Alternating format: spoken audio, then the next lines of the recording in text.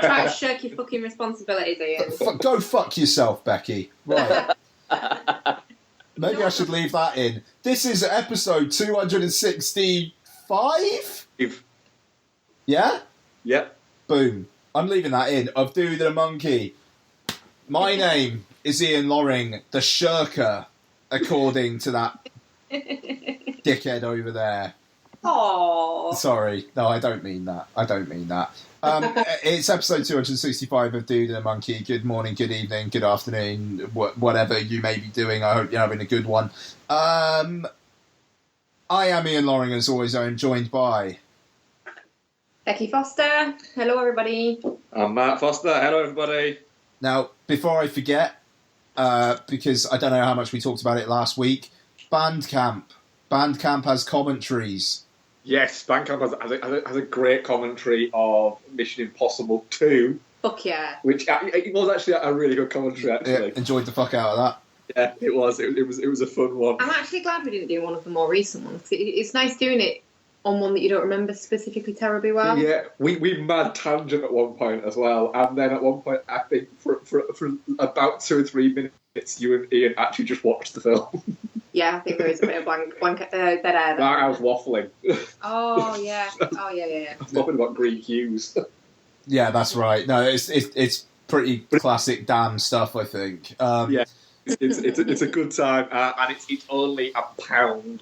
And what I will say is, because I'm not sure if people probably, I'm going to say this, people probably go, yeah, we know dumbass, but just for the few people who might not know, commentaries, they are good if you listen to them while you're watching the film, while you set up and do that. But I used to do, and there still is a channel on YouTube, I used to listen to them on YouTube through my phone or through the computer at work without watching the film on. Yeah, but you're a fucking nerd. But if you know the film... I can beat you on that. You used to fucking download them onto your iPod, didn't you, and listen to them while you were in the cinema projector room? I used to fucking rip the audio tracks from a DVD, convert them to MP3, and then add them to my iTunes library. Like, literally, I've got a hard drive that's got, like, dozens of commentaries ripped from DVDs just on a hard drive somewhere. So the thing is that they're literally that you can, if it's a film you've seen a few times, if film you've seen recently or anything like that, you know what they're talking about, and it's like just listening to a director or an actor or a director and a couple of actors just talk about a movie that they were in. And they're not often pointing at the screen saying, well, you know, and now, if you look at what I'm doing here, you're thinking, wow, I don't know what you're doing, I've not watched it. Some of the fucking director ones are a bit like that. Yeah, but you know what's going on a lot of the time. The Fincher ones are always quite good. No, I mean, yeah, shit, there's a bunch. And I mean, like, oh, God, I've been listening to a lot of Mission Impossible Fallout-related stuff, and I've mentioned this podcast a few times, but Playback with Christopher Tapley, a variety podcast, they got a 50-minute interview with Christopher McQuarrie this week. Ooh. It was worth listening to that. Oh, God, yeah. And to be fair, the Empire magazine podcast, say what you want about the magazine, but I enjoy the podcast, and they had, when Rogue Nation came out on Blu-ray, they had a 2.5-hour interview with Christopher McQuarrie, and I don't know how long this one is for Fallout, but Chris Hewitt, the guy who does it, has already said it's a 2-parter.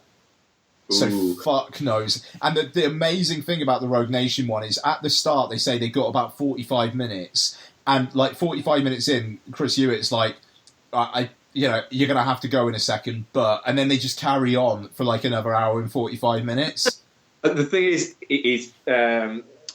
McQuarrie's one of those guys, like a Michael Mann or a David Fincher, one of those people where it is just fascinating. Or Walter Hill, for instance, as well. It's just fascinating listening to them talk about cinema and about film. I always hark back to one of the great podcasts that I've listened to before ever, or great interviews would be more precise, that I've listened to is Bret Easton Ellis' podcast with Walter Hill is just fascinating. But tangent in there from what is it? So, but Also, the Gross Point Blank one. Massive, I don't think I've actually said this on the podcast because I'm a fucking dickhead. Massive thank you to Chris Burns, who I'd lost all the Patreon commentary tracks because I'm an idiot. And he sent them to me in a Dropbox. And insanely nice of the guy. But yeah, Gross Point Blank is... I'll be absolutely honest with you. The Bandcamp app lets people listen to it 3 times before insisting they pay. Which is shit. It has been made... I have been made aware of that before.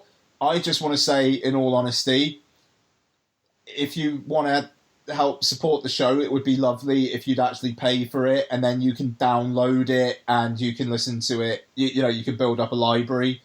But yes, you can literally play the whole thing 3 times before it actually asks you to pay. That's yes. Apparently with Bandcamp Pro, you can limit that, but it costs $10 a month. And we ain't getting $10 a month from this. At the moment, I don't think I've told Mark and Becky this, but at the moment, I need to share with you guys the royalties of about £22. So, you know, don't spend it all at once. We will. Pays for a cinema trip, doesn't it? Well, that's a way of looking at it. Anyway, so, what the fuck are we doing this week? What are we doing? Oh, yeah, it's Mission Impossible Fallout, isn't it? That's going to be fun. So we're going to talk about that. That's going to be good. We're going to talk about Michael Pena and his bored-sounding voiceover in Extinction. And, you know, we're going to talk about some of what we watched with a kind of like a focus on one that we all watched.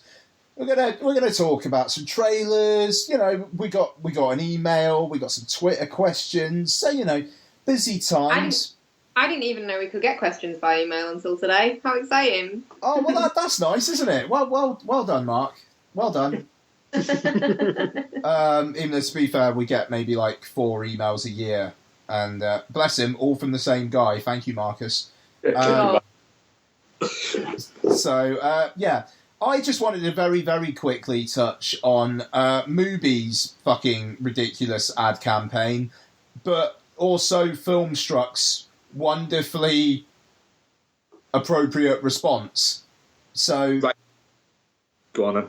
For those who don't know, some Twitter outrage, which I was quite a part of, frankly, this weekend, of what I think is a Subway ad for Mubi, the online film streaming service, saying, if you thought Tarkovsky directed Swan Lake, then don't subscribe to Mubi. Right. Or something like that. Mubi, then Mubi's not for you, I think it was. Yeah. And it's a little bit... right. Film fans like of that particular bent particularly often have the air of loving the smell of their own farts. Yes.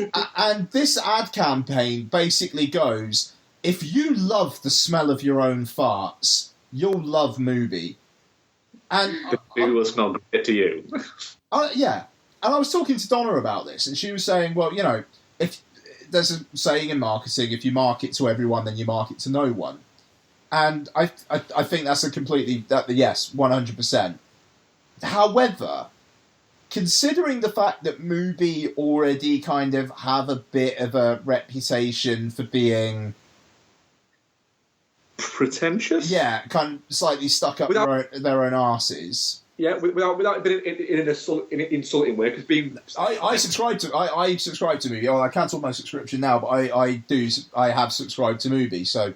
Yes. And it just... I look at that ad, and it's like... And bless him, Adam Lowe's on Twitter, Noel's mate, who I think we're going to meet in October, was saying, like, I don't know why people are getting their knickers in a twist about this. And, you know, and Dan Orty thought it was funny as well. And it's like, okay, fair enough, but if you take it as someone who's maybe you know, like trying to get into film, but is a bit overwhelmed by the sheer where the fuck do I start? Yeah. Seeing an ad like that is just going to be like, well, why should I fucking bother then? It is. I said we spoke briefly about it on WhatsApp, and I said to you, it seems a little bit like that advert is. It's not trying to get new customers, or trying to get what is out there. It's trying to make existing customers feel. It's trying to congratulate existing customers who are walking to work, you know, with their vegan lunch in their backpack, sipping on their soy latte. Hey, don't you knock a soy latte. You know, enjoying the scent of their beard, from their organic beard oil. And they're looking at the advert and going, and they're looking around going, you're all idiots. Everybody else who is looking at trying to work out how to pronounce all the words. It is a little bit like that. And I did say to you, it's a bit sniffy, is what I would say about it. It is a bit sniffy, and it is a little bit... It's a bit self-congratulatory, and I have issues with Mubi. My main issue I have with Mubi as a service is it's a streaming service that's £10 a month, and I don't think there's enough movies on it, and they only last for 30 days, and that... Oh, is it that one? Yeah, I can't deal with the pressure of that. No. The thing is, Mubi... 10, 15 years ago, I'd have fucking loved it. Yeah, I'd have been back when you were all over that shit. Pretentious dick. Back when I was a pretentious dick, I'd have been all over that shit. Now, I'm just a dick. And so... You still are a bit pretentious, but it's more about supermarkets and things like that now, isn't it? Now you're a grown-up. Yes, I'm more pretentious about things like that. Like, I will not go in Asda. Yeah. Or Morrison's. Brexit, it's just Brexit in a supermarket. So... Yeah, that's the thing. It's why I won't subscribe to Mubi, because I know that I'm going to look at it and go, ooh, I fancy watching that, but not tonight. And then the next time I look at it, it'll that in go... approximately 31 days. Yeah. That's my issue with it. No, I mean, that's it, and I think that's a fair point. But I mean, like, in all fairness, it's like Polytechnic that I talked about last week. I watched it on Mubi. Yeah. You know, John Frankenheimer's Seconds, I remember fucking watching that on a sunbed in Spain on Mubi. The way it was obviously meant to be seen. And it's like, I don't know, it just, what fucking image are they trying to present of themselves other than, like, because Adam was saying that he thought they were, like, taking the piss and whatnot. And it's like, but if you don't know what Mubi is, how would you look at that thinking, oh, well, they're obviously taking the piss? Because you have no context for what Mubi is. That's it. It's the type of advert I think you can expect from something like Mubi. But have you seen Filmstruck's response? I've not, no. Oh my god, this is brilliant. So Filmstruck, which is like they've been around in the US for a while. They launched in the UK fairly recently. They have like a lot of Criterion stuff, like officially licensed Criterion stuff. Yeah. Right. Cheaper than Mubi. Have a lot more stuff, and it doesn't disappear after 30 days. So they put out a thing saying, do you think Fassbinder played Magneto? Either way, Filmstruck is for you. # everyone's welcome at Filmstruck. Smooth move, that. You know what I mean? Like, that's bravo. Fucking bravo. The thing about Mubi that I've always found a little bit quite pretentious, to be honest, is it's a little bit like if when you subscribe to anything like that, they'd cross-reference it. What is it? And if you subscribed to Empire but didn't subscribe to Sight and Sound, they'd refuse you membership. They'd be like, "No, fuck it, no, don't want you, go away." And it always felt a little bit like that, and it was like, do you know what? Like he wants to be an exclusive club. Yeah. If I want to watch these movies, I'll go and find them, and I'll happily pay to watch them. And a lot of them I've seen, and it'd be rewatching because I watched a lot of it when I was being a pretentious dick. Yeah. It's $7.99 a month. What Like, movie? Like, it's like $7.99 a fucking month. I don't know. Like, that just seems. I mean, if you're only gonna watch like one every week, Yeah. you know, £2 a week to watch one fucking film. That's actually not that great value.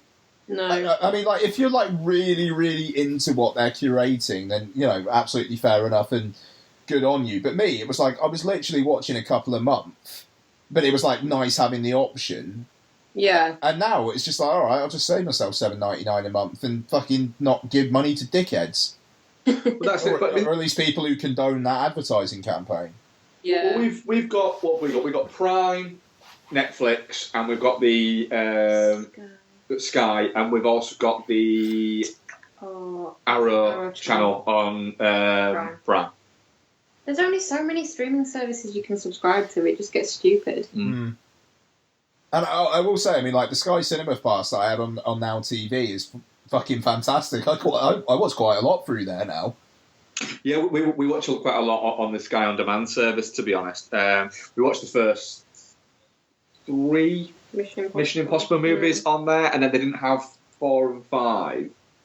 They didn't have 4 and 5, so we bought them on iTunes, bought the full series, and then realised that they did have 4 and 5, it's just they weren't called Mission Impossible 4, so I was searching for them wrong. It was Mission Impossible Ghost Protocol. Yeah.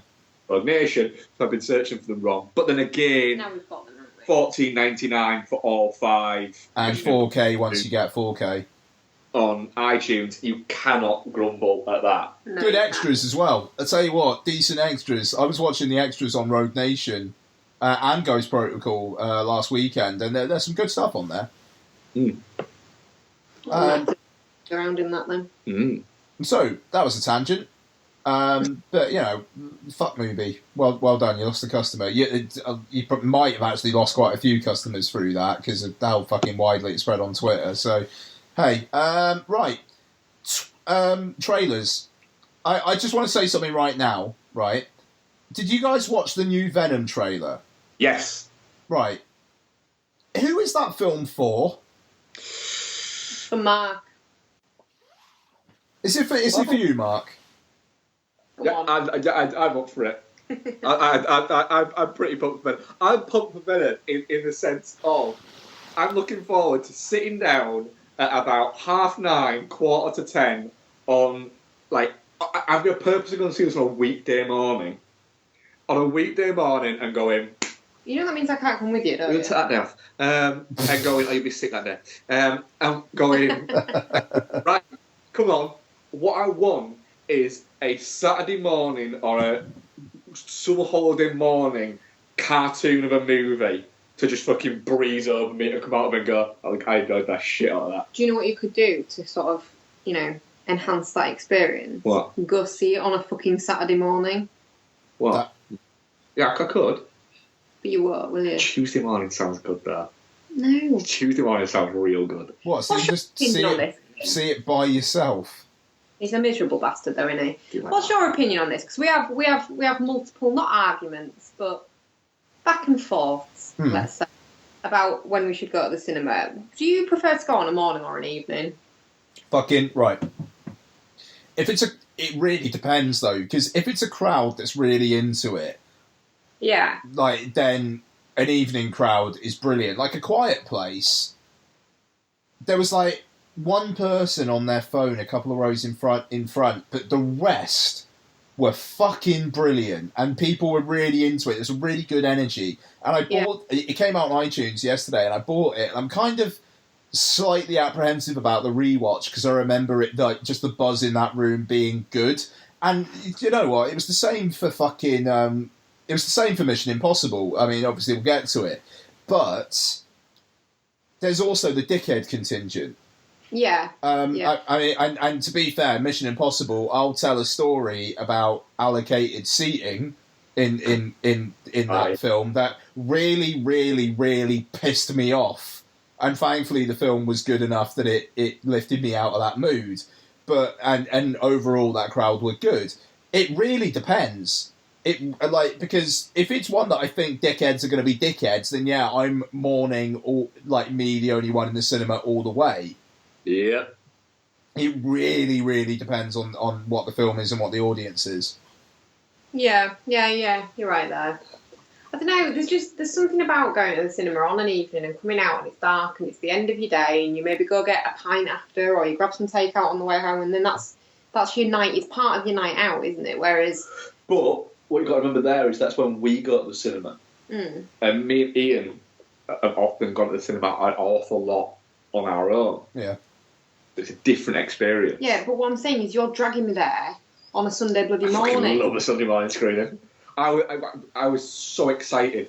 Whenever Ian will know this, I'm always ridiculously excited if a movie is on before 10 o'clock. Yeah, no, I mean, you basically sound like you're going to ejaculate whenever you fucking talk about, there's a fucking 9:15 screening. I can love that. No, and it's fair. It just... the thing is, I mean, like, obviously, with Lottie, I don't go to the cinema that often with Donna. So if I was going with her more, I think maybe evening, because of drinks and dinner and whatnot, would be more of a thing for me. But me, it's basically, right, when out of the weekend, when have I not got Lottie? Okay, I need to go to the cinema then. Yeah, that's kind of how it is at the moment. And, you know, it's not a problem. It's just like, at the moment, I'm more... when the fuck can I actually manage it as opposed to when would I prefer to go? Yeah. The Venom trailer. I think that they're basically hoping that they can get the comic book crowd and Tom Hardy fans in.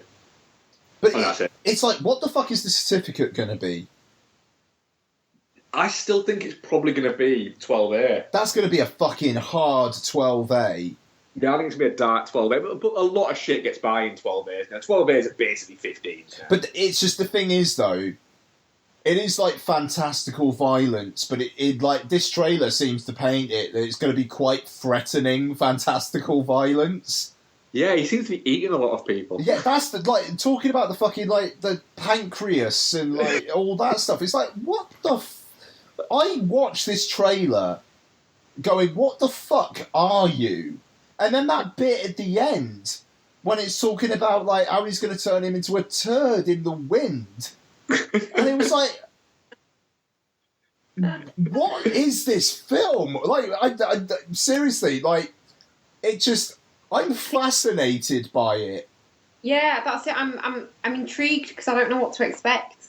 But I like the fact that we've got now we're settling. The comic book world kind of seems to be settling a little bit. Yeah. Within movies, where they've gone, right, okay, we're all right having this Marvel universe over here, and DCU, we're all right having that fucking miserable bonfire that's over there that keeps fucking pouring petrol on itself for some reason. We're all right having that there, but what we're going to do as well, we're also going to we're going to have a Joker movie. Oh, is that going to be part of DCU? No. It's by Todd Phillips, and it's going to star Joaquin Phoenix and Robert De Niro. What? Yeah, we're going to do that. Oh, and we're going to have a Venom movie. Oh, so Venom's going to be part of the MCU now. No, mate. He's going to be played by Tom Hardy, and he's going to be talking. He's going to have a tongue that looks like a dick, and he's going to be talking about eating people and shitting them out. What? Yeah, and then we're going to do this, we're going to do this, and we're going to do a Shazam movie. We're going to do it's now. It's those that I'm looking forward to and going, do you know what? Yeah, I'm on board with the Marvel, cinematic universe. I am now. And the DC universe, it's one of those things where you're looking at it going, I'm going to go and see them all because one of them might get it right. But then it's the other ones that are sprinkling around that are making me go, ooh, but that's interesting. Have you seen Jeffrey Dean Morgan's come out and said that they probably won't make that Batman movie he was going to be in? I can't remember what it was now. But it was the alternate timeline one. Oh, yeah. That's a shame. But yeah, Venom, but it at least looks interesting. Yeah, it does. I mean, I think the release date's interesting. It's October, so it's getting close to Halloween, and like darker comic book movie, so a bit more blockbustery than you'd normally get in October. It seems like it's like the release date that's going to work for the film. It just, who the fuck is it for, and why is Michelle Williams in it? Like it's just, she seems to be someone who picks parts she wants to do. I'm very interested to see what attracted her to Venom. She wanted to work with Tom Hardy. Yeah, I was going to say Tom Hardy. You wouldn't pass that. That was it. Apparently, it was she wasn't interested in it, or she was a little bit like, it's not really my thing. And then somebody said to her, "Oh, Tom Hardy's he's playing the lead character," and she went, "Really? Well, okay. Now I'm interested." I know. We'll see. It's a fucking fascinating. Yeah, just a dick tongue. It's like fucking that fucking film. Anyway, what? That's as well that it was Elizabeth Banks who pointed out to the world that tongue looked like a dick. Was it really? Oh, that's good. It's Elizabeth Banks in a tweet. She put out a tweet saying, "It's not just me, is it? That looks like a dick." Strong, very strong. Yeah. So what have you guys been watching? Well, trailers. Hunter Killer, the Common, Gary Oldman, and Gerard Butler submarine movie. I got bored during the trailer. Yeah. Which is never a good thing. No. If it's a 2-hour movie, and it's a submarine movie, I fucking love submarine movies. You do love submarine movies. Yeah, and this looks fucking boring. Do you know why this looks boring? At no point does it actually look like they're on an actual submarine. Whereas K-19 The Widowmaker, Hunt for Red October, fucking Crimson Tide, these films look like they're actually on submarines. That doesn't. It looks like they're on a set. I don't think I've ever seen K-19. It's once you get past the fact that the accents are all a little bit off-putting. It's actually a really it's a solid film. It's Bigelow. Yeah, it is Bigelow. Yeah. So it's got that real kind of like tension to it that she can bring. Good submarine thriller is always a good time. I mean, this does look shit. I agree, but yeah. What else? You've got one, haven't you? Me personally. Yeah, I don't give a shit. Have you watched the Slenderman trailer in the new one? I'll watch this. Yeah. I'll watch the film. I just don't give a shit. I don't know. The thing is, like, the origins of the story I find really interesting. Like, the whole, like, creepypasta online just kind of came from that kind of thing. And it was from a competition, I think, to make up the creepiest mini story. And that's where Slenderman was kind of born from. But yeah. Cool. Oh, stop being such a dick. But yeah, the film looks good. It looks like it's going to be fairly nice looking for a horror movie that isn't Blumhouse. So yeah. What do you think? Yeah, totally. We'll probably cover it. Yeah. Yeah. I'm fine watching it. I can't get excited about it. Why? I don't mind this faddy fucking nonsense. This creepy pasta bollocks. I've read into it and I just think, oh, fuck off.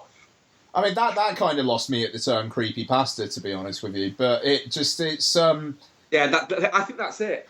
I don't know. It's like a new Ring, isn't it? And it's like it's been fucking ages since we had Ring. So let's do something like that. You know, fucking watch a fucking cursed thingamajig and then you die. You know, and then you get haunted by it. We haven't had that in a while. Go on then, why not? Yeah, it's already past it on Alexander on Snapchat. Snapchat? Yeah, called the Snapchatter. I don't think the Slenderman movie will be dealing with the origins of it. The Snapchatter. The Snapchatter. Yeah. I'm going to write that now. Oh, I'll tell you what, though, there's a new Unfriended in a couple of weeks. That's going to be my birthday film. Quite looking forward to that. Ah, nice. I think it looks quite good. The dark web one, isn't it? Yeah. We'll drag him to see that as well, Ian. Nice. I watched half of the trailer for Final Score. Did you already watch half? I watched the whole thing. I'm looking forward to this. because it's a David Bautista basically doing a remake of the film Sudden Death, which was a remake of Die Hard. It's Die Hard in a fucking football stadium, bud. Come on, Yeah. that's got to be your jam. And the thing is, I was going, I'm fine with this. I'm fine with David Bautista in a fucking football stadium, everything like that. And then I realised, oh, hang on a minute. Are they actually going to try and make me give a shit about a West Ham game? No. Oh. Fuck off. Yeah, well, that? it was because Upton Park, I'm not calling it the fucking bowling ground, it's fucking Upton Park, right? Before they demolished it, they literally demolished it in this movie. Oh, nice. So the bits of it that were demolished are actually in the movie. Really? Oh, come on, that's fun. That's quite interesting, though. That's interesting, but don't try and make people care about a West Ham match. Right, for the love of God, Mark, there is nothing about the trailer for Final Score that says that anyone actually gives a shit about the result of the match. There's an awful lot of West Ham branding, and that is never a good thing. Well, of course there's a lot of West Ham branding. You think they're going to allow them to, like, do this film in their ground and then go, you can't have fucking West Ham? Yeah, no, that is it. West Ham, Mark fucking Noble, Karen Brady, Sullivan's, fuck off. No, not doing it. Bunch of fucking racist knobheads. You're a weird boy. Don't like West Ham. You really are. Fuck them. Pierce Brosnan plays a Russian. I'm in. Yeah, well, there you go. There's another reason to dislike it. Fucking Pierce Brosnan. Oh, I'm going to be a serious actor. I've got a beard, so I'm a serious actor in this. You're in a fucking movie called Final Score that's shot at Upton Park. It ain't fucking serious, Pierce. He knows what he's doing. Paying the bills. Yeah, but in trouble is he good? Did you think he does? Yeah, he does. Does he? Yeah. I'm not entirely sure about that, bud. No, I think he goes into it going, this is it, this is my take. This is my Citizen Kane. It fucking does. At least I'm singing this one. That's true. And to be fair though, in saying all that, I actually really quite enjoyed him in the Mamma Mia movies. Yeah, he's fine when he's not singing. What else have you caught, bud? Okay, David Lowery's new one, The Old Man and the Gun. Ooh. My boy Lowry, who directed The Ghost Story, and Pete's Dragon. Fucking Pete's Dragon represent. This is Robert Redford and Casey Affleck reteaming with him. And it's, apparently based on the true story of this guy, Forrest Tucker, who escaped from San Quentin in his 70s and then proceeded to start robbing banks again. Nice. And, he does it, really quite, civilised and whatnot. What? That cast is awesome. It's a good cast, isn't it? Yeah. So Redford, Casey Affleck, Danny Glover, Tom Waits, Sissy Spacek. That's pretty good going, isn't it? Keith Carradine. Oh, shit, I didn't even see him. Yeah. Yeah, so, it looks fun. It looks like a nice, gentle thing that will get decent reviews, but has a bit more edge than the average film aimed at this kind of audience. And, Lowry, he seems to be doing... He seems to be able to do kind of what he wants to do. And he was writing a Peter Pan remake at some point, a live action one. I don't know whether anything's come of that. But, he did Pete's Dragon, which he wanted to do, and he did A Ghost Story. And that guy's got an interesting career. And I'm looking forward to seeing this, straight up. I don't think it looks like it's not going to rock the world or anything, but it looks like it's going to be a good time. Is it like a gentleman bank robber? Yeah. Yeah. Is it like... Yeah. Huh. And it's and he starts a relationship with Sissy Spacek. Yeah, fuck it, I'll watch that for a couple hours. And Casey Affleck's the cop on his trail. Yeah, and the good thing about David Lowery, he doesn't... His movies usually clock in always fucking under 2 hours. He gets his fucking stories fucking told, and they look great. Yeah. You seen that Ghost Story one? I haven't seen a Ghost Story. I really enjoyed Pete's Dragon. Actually, it's a really good movie. Yeah. Ghost Story was only my number one film of last year, so of course he hasn't seen it. The thing Becky. is, that intimidated me against it. I don't think I could watch that. It looks too sad for me. I want to watch Rooney Mara eat a pie or a tart. It's a tart, isn't it? Rooney Mara Pie Eater. Yeah, it's a hell of a film.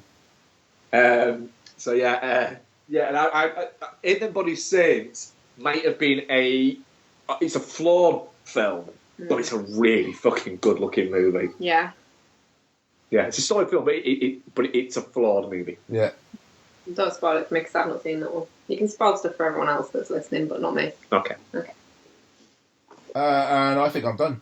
So Damn it, after this week. Okay, so let's do it. Yes. All right. It's Mission Impossible Fallout, a film that Noel just WhatsApped the boy chat with how he felt after seeing it. Something I'm not going to repeat, but I'm glad he felt that way. I think Mission Impossible Fallout is written and directed by Christopher McQuarrie and stars Tom Cruise, Henry Cavill, Simon Pegg, Ving Rhames, Rebecca Ferguson, Sean Harris, Alec Baldwin, Angela Bassett, Henry Cavill. Have I said him yet? You can say him twice. He's that big. Yeah, Henry Cavill's mustache. As a very quick, mild tangent.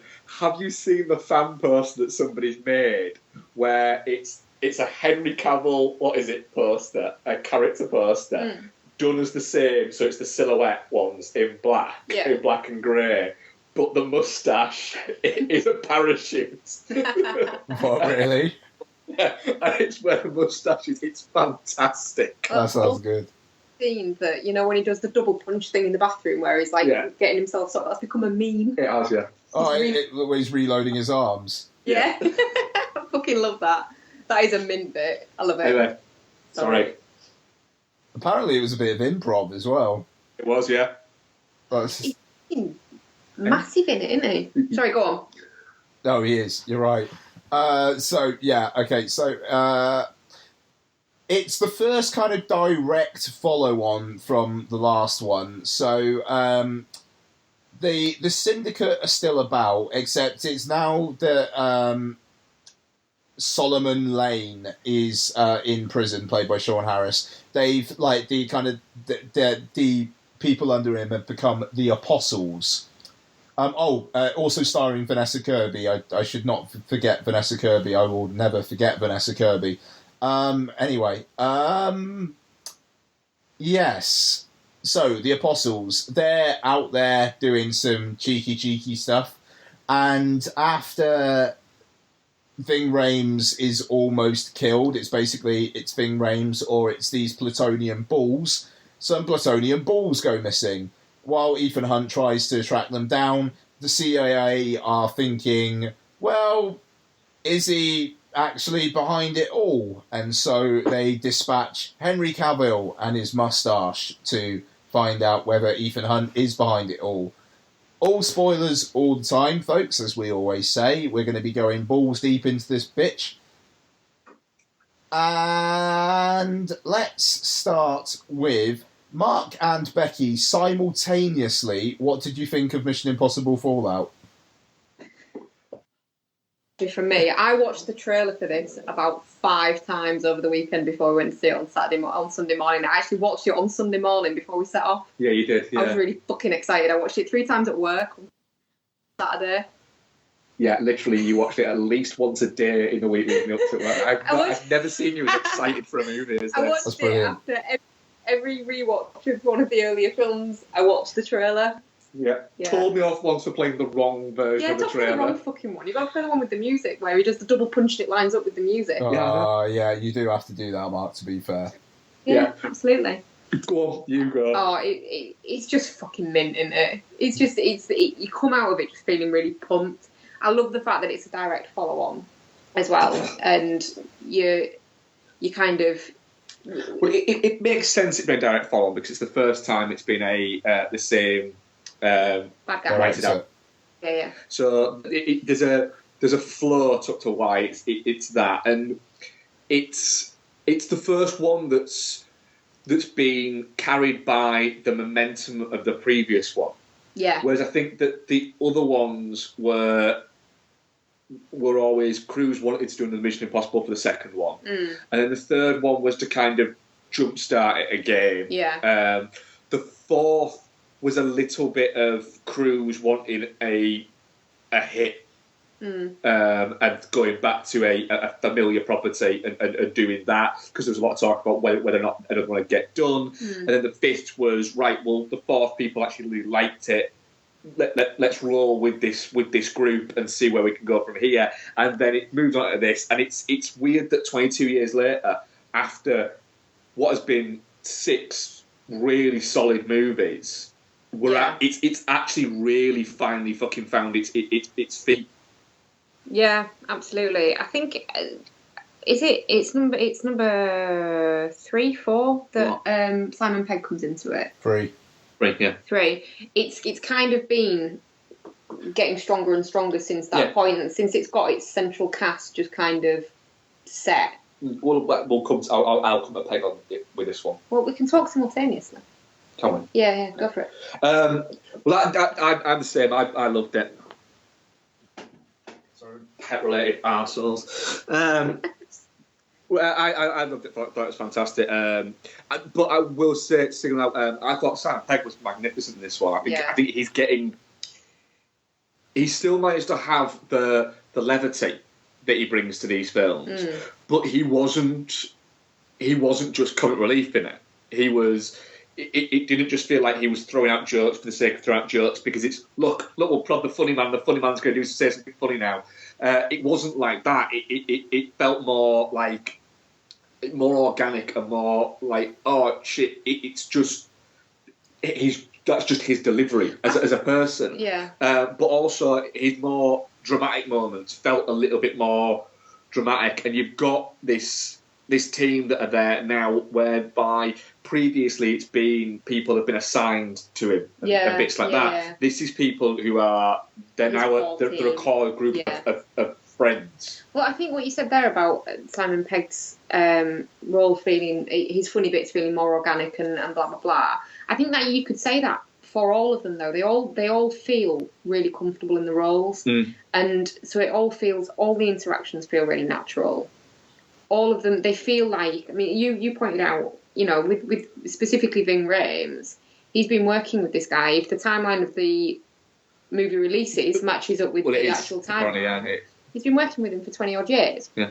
And, you kind of feel that from the relationships of the represented in the film.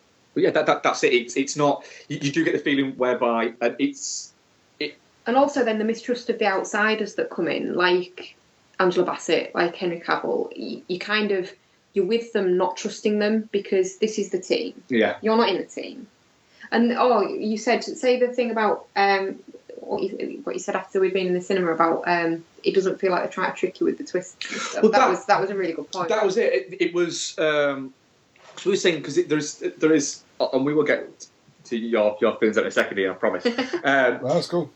We were saying that there's in these movies, there's a lot of twisty Schadenfreude bits, and is this the person? Is this a person?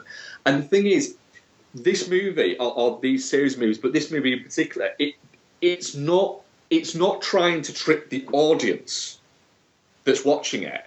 It's tricking the character. So when it's the Henry Cavill bit with where it's Solomon Lane and Simon Pegg hand over there. As the audience, that the one that's still there isn't Solomon Lane, it's Simon Pegg. McQuarrie isn't trying to fool you with that. He's showing you them fooling Henry Cavill. And winking at you. And you're in on it. You're in on the team fooling Henry Cavill because you're seeing more of it than he is, and it's a really great thing of bringing the audience into it and essentially putting you and saying, look, you're the audience, you're a member of this fucking team because we're going to show you everything that's fucking going on. They don't know everything that's fucking going on, but you do.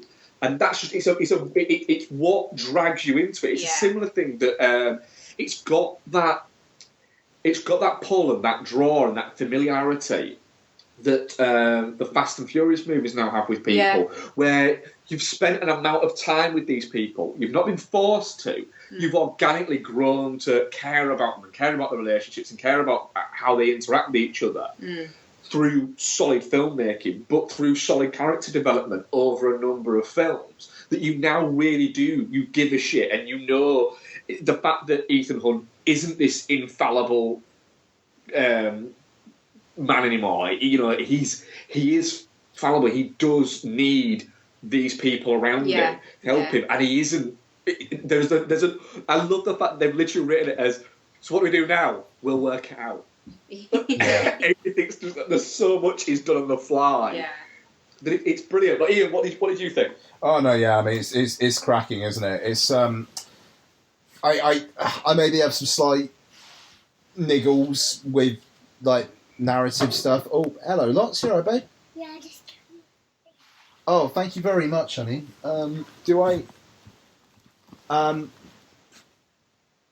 Lots. Could you ask Mummy if there's a bottle opener? Thank you very much. Is your daughter bringing you more beer? Yeah, I think she actually is. Right. Sorry, 2 ticks. Did I bring a bottle opener up? I don't think I did. All right, she's going to go grab it as well because she's the best. Anyway, sorry about that. Yeah, no, I mean, I've got some slight niggles with the narrative. There was a bit like, fucking really? Like, and I know it's stupid that I'm saying that, but it did take me out of it. In the Paris sequence, when Henry Cavill and Tom Cruise are in that, I think they're in the car, and then they get out the car, and then, spot on, thank you, Lots. Literally just grab me a bottle opener. She doesn't know what it is, but that's awesome. And like they get out that car or something, they're running along, and then those motorbikes are just there. Well, they've obviously set that up. Yeah, they've planted them. But it's like they've planted. So they knew. They've planned to crash the lorry into that. What is it? To block off the police. But they really thought that many steps ahead. Yeah, it was a complete plan to take away from what is it? Yeah. It's Tom Cruise, Ian. He always thinks that many steps ahead. But it's all supposed to be down to luck. Some of it is down to luck, yeah. It's lucky that they all followed him down that direction, that no police went at the other side. It's lucky that nobody stole the bikes. It's lucky that all these things. It's unlucky that his bike didn't start. Well, that's the idea there. I don't know. It's just like, it's just, and the thing is, I'm only nitpicking because, you know, there's not really that much to really pick at. You know, like, if the film was just like your general 3-4 starer, I wouldn't be mentioning that. No. But it's just because, you know, it is basically just because. It does feel like the franchise has been building to Fallout, though. Like, where does it go from here? Well, no, I mean that's totally a fair point. I think what we maybe do need is a trilogy of Solomon Lane. Oh yeah, yeah. We'll come to that in the answer of our question later on. But yeah, no, I mean it just the action's mental. I mean, like you guys, having watched all the Mission Impossible films like up to this point, it's. The last couple, it's like, fucking hell, Tom Cruise did that. Fucking hell, Tom Cruise did that. And this one, it's just, there's that. Tom Cruise, a mad thing is, Tom Cruise is only 2 years younger than Jon Voight was when they shot the first one. Wow. Crazy. Yeah. That is mental. But fair play, I mean, the guy must spend literally hours a day working out. Not a lot of people have that luxury. No. You know what I mean? It's just so it is mental, but it's also an awful lot of work. Yeah. And it just fuck, what was I going to say? It's I said the crunchiness of the violence on Twitter, and someone like asked me to define what that was. I get you on that one. It is crunchy violence. And it's just like, it was interesting because, again, Macquarie was either in the Empire thing or the Variety thing, was saying that Tom Cruise doesn't like meanness, but he likes blunt, brutal stuff. And that's never really come across quite in these films before until now. And, I think that's Cruise working with Macquarie. But there are a couple of moments where literally I went, oh, fucking hell, like out loud in the cinema. And one of them wasn't even Tom Cruise. It was fucking, like, in that fucking bathroom where Cavill just gets that fucking, briefcase or suitcase, whatever it is, and just smacks that guy upside the head. It's just the way his body just Instead falls. of using syringe, yeah. There's also the bit where he throws him through the window. And it's like, oh, that looks like it hurt. Yeah. That fight was fucking awesome. But also, it was.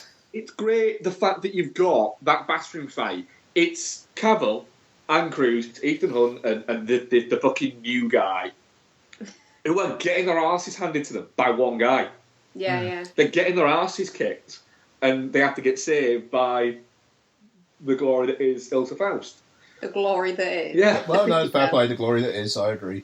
But, no, I mean, it's just that fight. And I by the way, I love the trailer editing, that the trailer makes it look like he's having a fight with Tom Cruise in that sequence, and he's totally not. Yeah. Like, that's just, bravo. Even though, because, the thing is, I bet they made that trailer thinking, right, people are going to think Henry Cavill's the bad guy, but now, in this bit, well, he's fighting with Tom Cruise. So then, maybe he's not the bad guy. And then it's, oh no, he's the bad guy. Even though we're playing the long game with that one. Yeah, no, I genuinely do. There's the kind of, fun subterfuge I imagine Tom Cruise just cackles at. Yeah. Oh, yeah, he fucking loves that shit. Yeah, exactly. And, so, I mean, that fight is fucking ridiculous. It's so brutal. It is, yeah. It just is, it's incredible. And I mean, I will say, for me, I think that's the standout action sequence of the film. I mean, the Halo jump is amazing, and hearing how they fucking shot that, again, in the Variety podcast, Macquarie talks about it in quite some detail. It is fucking mental how they pulled that off. Mental. And just even talking about there are a few countries in the world that will let you shoot this, but there are fewer that will let Tom Cruise fucking do it. And I was sitting back when we came out. There's a point in it where Tom Cruise is climbing up a rope to a helicopter, and yes, I'm aware that he will have guide ropes all tied to him, etc., and bits like that. That if he falls down, he doesn't fall.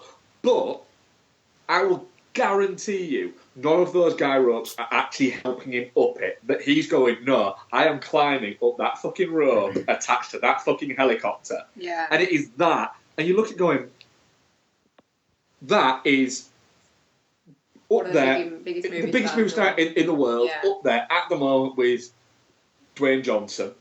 But I think you'd be very fair to say Tom Cruise, one of the biggest movie stars of all time. With the exception of a few little minor couple of years, he's been for longevity, you've the biggest movie star of all time, the biggest movie star on the planet for nearly 30 years. Yeah. And he's doing shit like that in his late 50s. Yeah.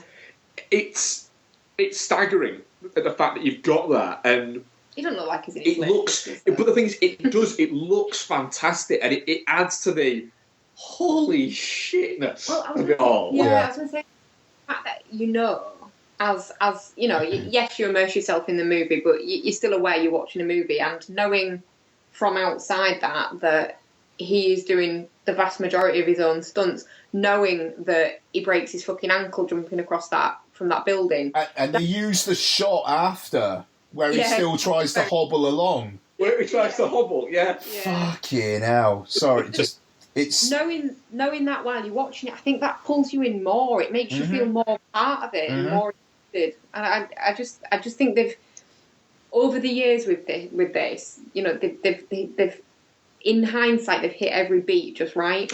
Well, there's a you know, I thought it was a really clever touch. You know, we'll get to one of Ian's, I think, favourite bits in the movie, Vanessa Kirby's character. Oh yeah.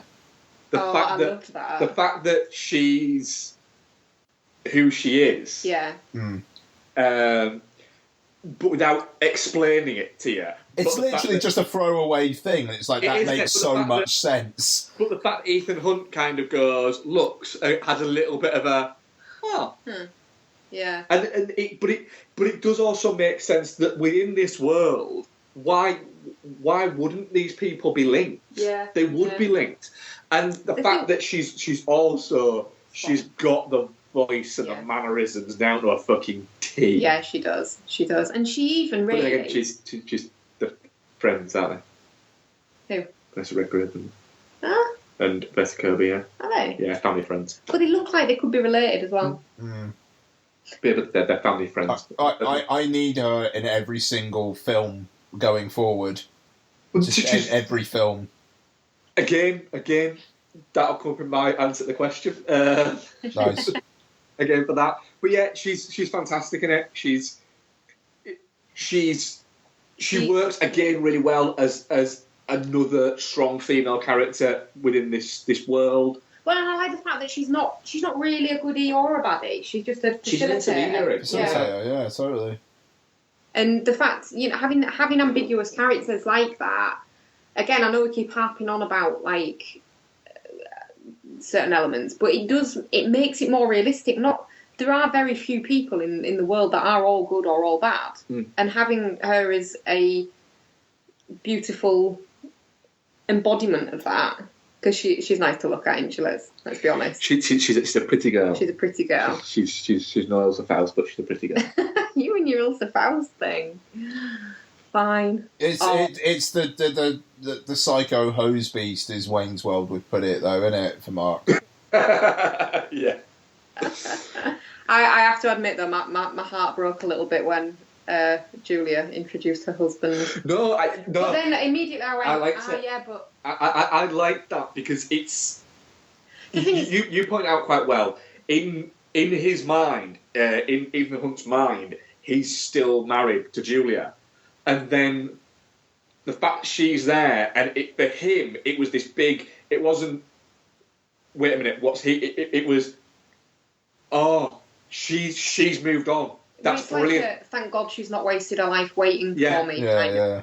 And I think now whether or not they will go down that road, they can now explore the road of going. You know, they opened it up with Ving Rhames saying, in all the years I've known Ethan, I've never known him ever care about two people. And it was basically saying one is his wife and one is you. It's a damning indictment of Tandy Newton. Yeah, you give a shit about her. No. And there's that there. They can either explore it or not. And either way, it will be... I think it will be dealt with quite well, whichever way they they go. And you've got the fact that she whispers something into what's its ear, doesn't she? Yeah, I noticed that. That was a good touch. Yeah. And that was a nice touch. It was like a handing over of the Ethan Hunt torch. To just go, because we watched all of them. We're not gonna. We'll go through them, but to pass through something from Rogue Nation that I thought was just magnificent throughout it is the way that Nessun Dorma is used. Yeah. Oh yeah. Throughout it, and it kind of almost unofficially becomes Ilsa's like theme tune. But the fact that it's not just used from when Nessun Dorma is introduced in the film. The fact that when he first looks at her, there's a little bar of Nessun Dorma. What, when he's chained up? When he's chained up, and the first time he meets her, there's just that one little bar of it, and then the actual Nessun Dorma bit is introduced later on. It's that there is fucking rewatchability. it's going back and rewatching it and picking that shit up. I love the shoes bit in that film. She just sits on the end of the thing, she's like, shoes. Yeah, but they talk about that in the Empire thing as well. Like, seriously, you guys should listen to that. Yeah, I will. I've got a long car journey tomorrow. Stop plugging the Empire podcast. But it shows that Macquarie isn't a director that just gives a shit about, this big set piece, this big set piece, this big set piece, and the rest of it's all filler. I actually think Macquarie, he more gives a shit about the filler than he does the set pieces. But he likes doing the set pieces because he wants to give. Because Tom Cruise is like, no, what can we do now? Can we do? And literally, I read a thing where he was saying that the reason why they did helicopters here is because Tom Cruise said we've not done anything with a helicopter yet. Like Tom Cruise literally said, I want to do something with a helicopter. Can you write something for me to do? I want to learn how to fly a helicopter. It was like, okay then. Yes, such a great way of writing. He learned how to fucking fly a helicopter. Yeah. But that is the.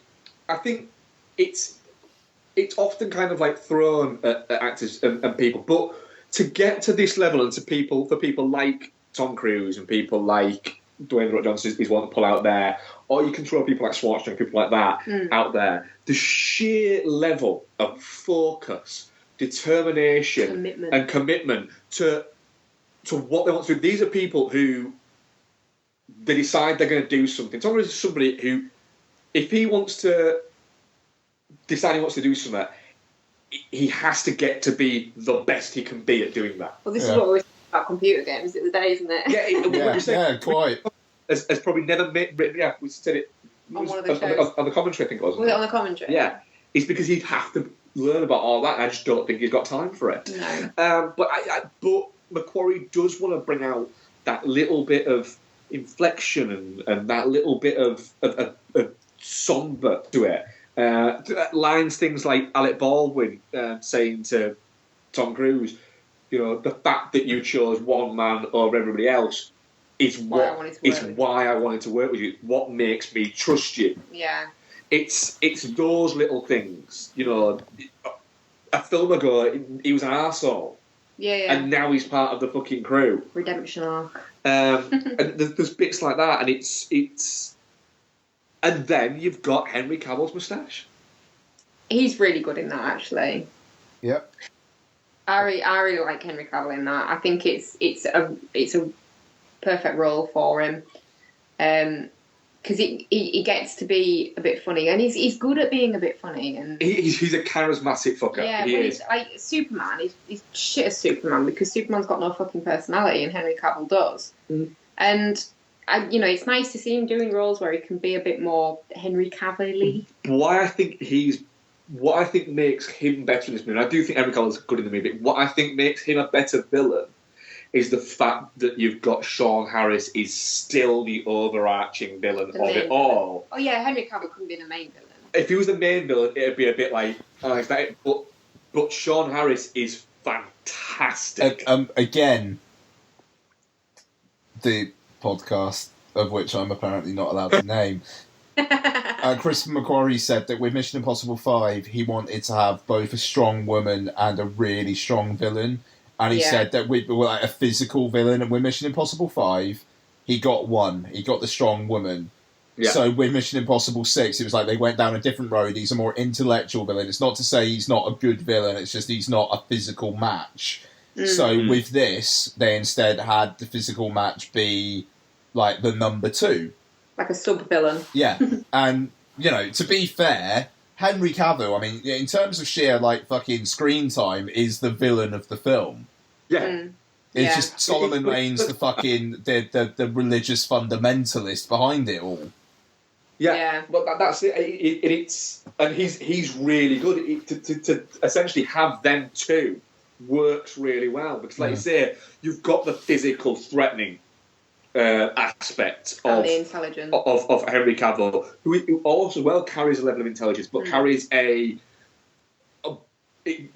say in what is it, a blunt force, whereas Solomon Lane is such a he's the what's the fucking word I want to say. Mastermind? No, he is Ethan Hunt's intellectual equal. If anything, he's got a little bit more on him in terms of how he can maneuver pieces and play things and like that. The only thing that's flawed with him is he's psychotic, which is brilliant. It's a brilliant flaw to have if you're an arch villain.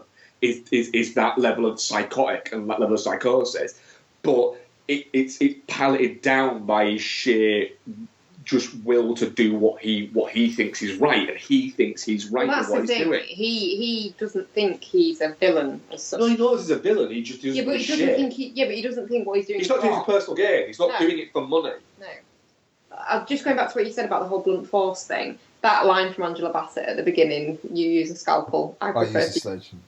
Fucking love that. It is, yeah. And Cavill is a hammer in this. He is just brute force, isn't he? Yeah, but it works. Yeah, it does, yeah. I mean, I like the fact that with this one, the end of the film, it's Solomon Lane not being able to achieve his thing, which I think there's a little bit of the old fucking ego coming out, which I wonder if they might exploit in the next one, where it's basically he wanted to die because he wanted to be like the grand... He wanted to martyr himself. Yeah, exactly. He wanted Henry Cavill to spread his message, basically. And now that hasn't happened. So now it's the apostles are basically there with this guy who now has failed in what his plot was. And it's like, well, because, you know, with the fifth one, it's like he failed, but he was trapped and he was like an individual figure. With this one, he had a team and still couldn't do anything. What's going to happen in the next one? I hope Sean Harris returns, because again, from the sheer fucking volume of stuff I've been listening to, Sean Harris like basically said with Rogue Nation, kill me in this one, and they didn't. Because he didn't want to do a sequel, and apparently like he's very much he wants to do fit. He needs to know exactly what's going to happen, otherwise he's very much not happy. Yeah. And so you can imagine with this, and it's again they haven't killed him, and it's like, what the fuck do I have to do to make you kill me? You know, and it's almost like you wonder if Sean Harris is going to be like, right, this is going to be a plot so fucking massive that there's no way you can't kill me in this one. Yeah. You know, and it's, I don't know, it's interesting. I hope there's another one in a few years and it's crews doing mental shit. Maybe do one more. I could see it being going out and going, do you know what? We can do one more, and then, like you say, we've got a trilogy there. Of these movies, and going, right, by the time the next one comes out, Tom Cruise is probably going to be 60. And there's a point where it's just not, it's no longer sensible, not rational or anything like that, to be doing these things, you know, because if, let's say the next one is going to be 60, the one after that is going to be 62, 63. You know, and plus it would be nice for him to go out on a high. That's the idea. And it's what, and I'm saying it again, I'm going to compare it to Fast and Furious. The worry is with Fast and Furious is they're committed to doing another 2 more, but have they got the momentum to do that? The momentum is really with this. Go out, explode with one more, and have it be bigger than this somehow. Sit there and work out how to do it, and then you can either kill him off or... Let him go off with Ilsa. Or, that's it, you have him go off with Ilsa. Are we drawing at the end of our Fallout? Have we got any more? Is this a good time to go into the question? I was going to say, would this be a logical time to answer the question? I'll just say, I enjoyed Simon Pegg as well. Yeah, how creepy is it? This is what I was going to say earlier, actually. How creepy is it when he's sat in the chair and he's not got the mask on, the Sean Harris mask, but he's got voice piece, and it's Simon Pegg's face talking in Sean Harris's creepy baddie voice. He does have a creepy baddie voice. I like the fact that in Curly Watts. Yeah, no, he's a bit more... sinister looking, threatening. Well, yeah, he does look like he's being just... It really looks like what he's supposed to be, which is just ungroomed and passed from government to government. I love the first, what is it, that he looks at him when he wakes up in the car, and Tom Cruise is driving the car, and he's just next to him, and he just looks at him with this. Oh, after he takes the hood off. Yeah, and it looks at him with this. Oh. It's you. And then just turns back round and just looks forward. Yeah. Like it's perfectly fucking normal. And then doesn't he say, like, I missed you, Ethan, or something? Yes, he says, I missed you, Ethan. He's such a good villain. And like, Ilsa, that's interesting. You know. Yeah, he does, yeah. He just, after it's gone and she's gone on the car, he goes, that was Ilsa. That's interesting. He's a fucking odd actor, is Sean Harris, but I do really find him a fascinating screen presence to watch. He's charismatic, isn't he? He's charismatic. He's fucking terrifying. Yeah, he's charismatic in a way by, even though I don't believe in asking for autographs, not because I think it's rude or anything like that, it's more for the fact is that if I've met the person, I don't need a piece of paper with their name on it or a photo to prove it. That's enough for me. You saying if you met Sly Stallone, you wouldn't ask for a picture? If I met Sly Stallone, I'd probably piss myself. And he'd go, I'm not shaking this guy's hand. And then, but with Sean Harris, I get the feeling if somebody did go up to him and said, oh, Sean, can I have your autograph? He'd go, fuck off. And just walk away. And you'd be like, that's perfect. I'm fine with that. Is that his real voice? Yes. No. I think that was a baddie voice. Ian, That's like how that guy talks. Ian, what does he like? What? What does Sean Harris like? What do you mean? He likes rocks. Oh. What? The Prometheus thing. I like One of Ian's rocks. favourite lines from Prometheus. Oh, right. I'm a geologist. I like rocks. I didn't know he was in that. Yeah, he's a geologist. I pretty much wiped that piece of shit film from memory. So, are we alright to go to the question now? Yeah. I don't want to do it. Rick Kidd at Rick J Kidd, his weekly question. Woo! Who do you want to play the villain in the next Mission Impossible film, and what would be their evil plot? Right, I want to go first because I think all our answers are going to be the same. No. You stole mine, haven't you? No.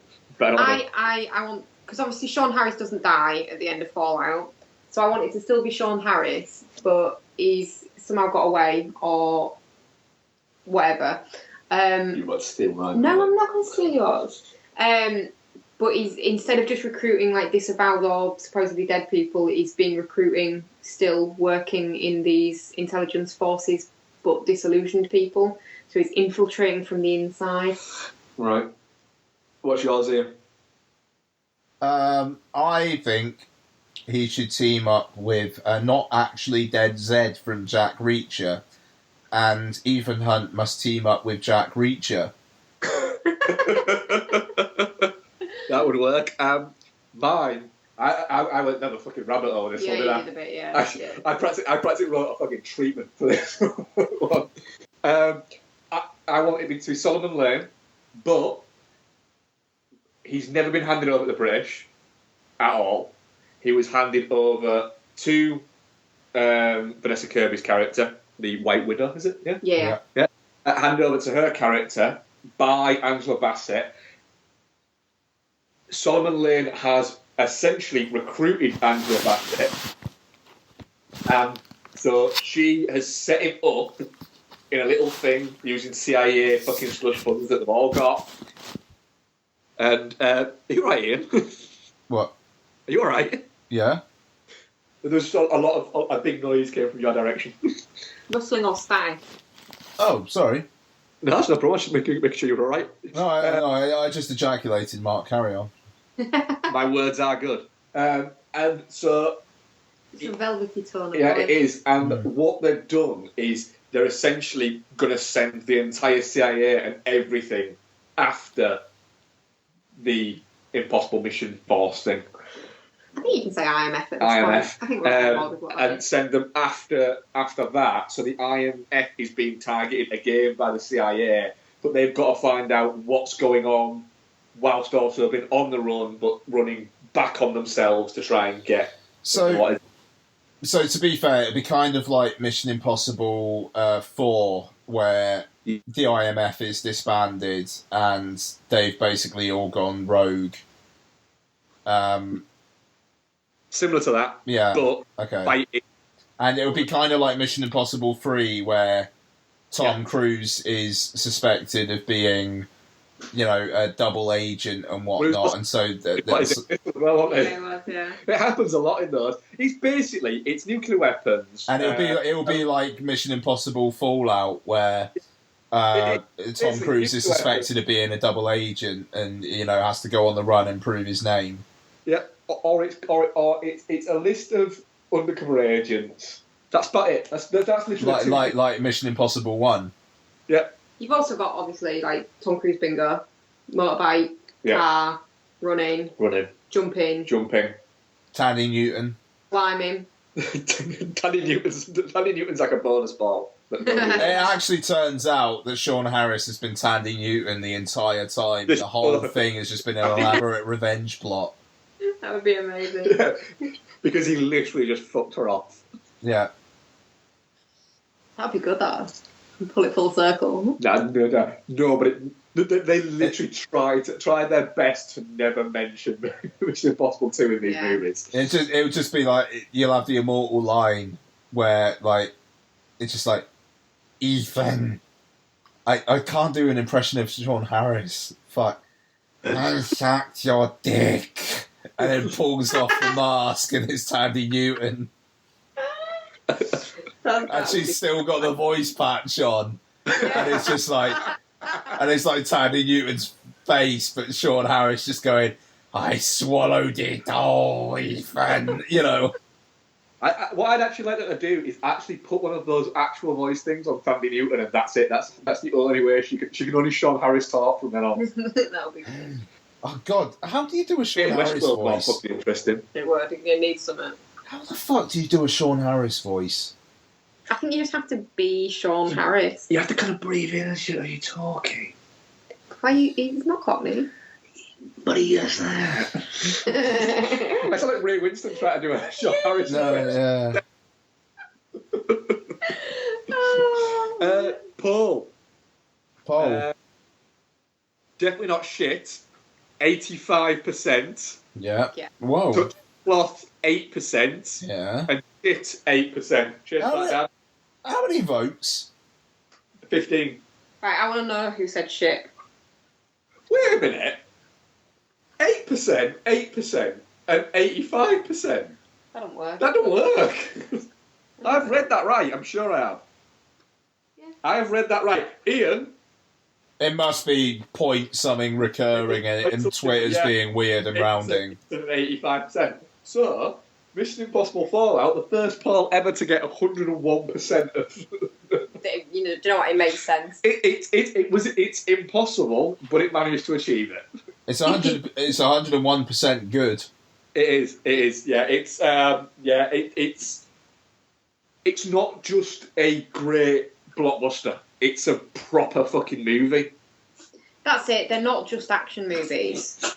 As you get towards the latter ones, they're fully fledged proper movies with personality and people you care about and stuff. And the fake out as well with the everything goes white. That was good. And then he's just there, just holding it, just going. I will admit though, when he crawls up the rest of the thing and just lays on the top of that little bit of cliff edge that comes out, I was watching it going, "You'd take another role." That's a difference. Yeah. That is a difference between Ethan or Tom Cruise, Ethan Hunt character, and real people. Normal people. Normal people would take at least one more role and go, right, I'm at arm's length. I am fine here. He is literally hanging on that. He is a strong far away from falling off that. Yeah. You don't care though. It's Ethan Hunt. I know, but fucking hell. Yeah. Is there anything above definitely not shit? Mission Impossible Fallout. Fallout, yeah. Yeah, do Fallout. Let's have a new grade. Yeah, Fallout. So there's Geostorm at the bottom and Fallout at the top. Right, no, Geostorm's in the middle, dude. Geostorm's like... It's even though we can only have 4 fucking... Oh, no, can we do... Yeah. Hang on, definitely shit, definitely not shit. Geostorm touching glove. Fuck, that's a 5th one. Twitter's not going to like it. Oh. We'll work it out. We'll work it out. Oh, fuck. But I like that. What do we do? We'll just use Fallout for one where we can go. No, yeah. In the end of the day, that's like that's like a dude and a monkey recommendation. I don't think we don't need to do Fallout on a Twitter poll. But yeah, it's full Fallout. Last thing I'm going to say anyway is I'm going to say two more things on it. What I think is fantastic about it is it's every bit as good as all the marketing led you to believe it was going to be. Yeah. It's every bit as good a movie as they tried to make. It is a success. And I think the reason why they're all so effervescent in the way that they've been marketing it and promoting it is it's because it's like they've all sat round and watched it and gone, we've made a fucking corker of a movie here. They know what they've got. We've made something. And just the idea of when they're making that, they must have been thinking, we've got it here. Even though we're making a fucking great movie here. Do you know what Tom Cruise said to Macquarie when the credits rolled on the fucking premiere? Apparently he tapped him on the shoulder and just whispered in his ear, "We can do better." Dude, it doesn't surprise you though. That's fucking amazing. And the thing is, it's that level of... That's what makes Tom Cruise who he is, because he'll have done that, and Chris McQuarrie will have thought, do you know what? It's pretty damn perfect. With him on board, we can. We will. Yeah.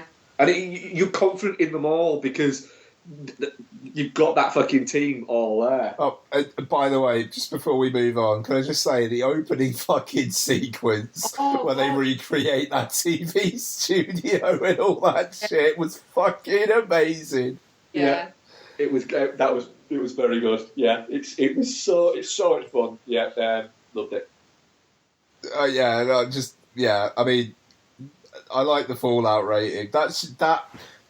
You could only pull that out if you fucking mean it, though.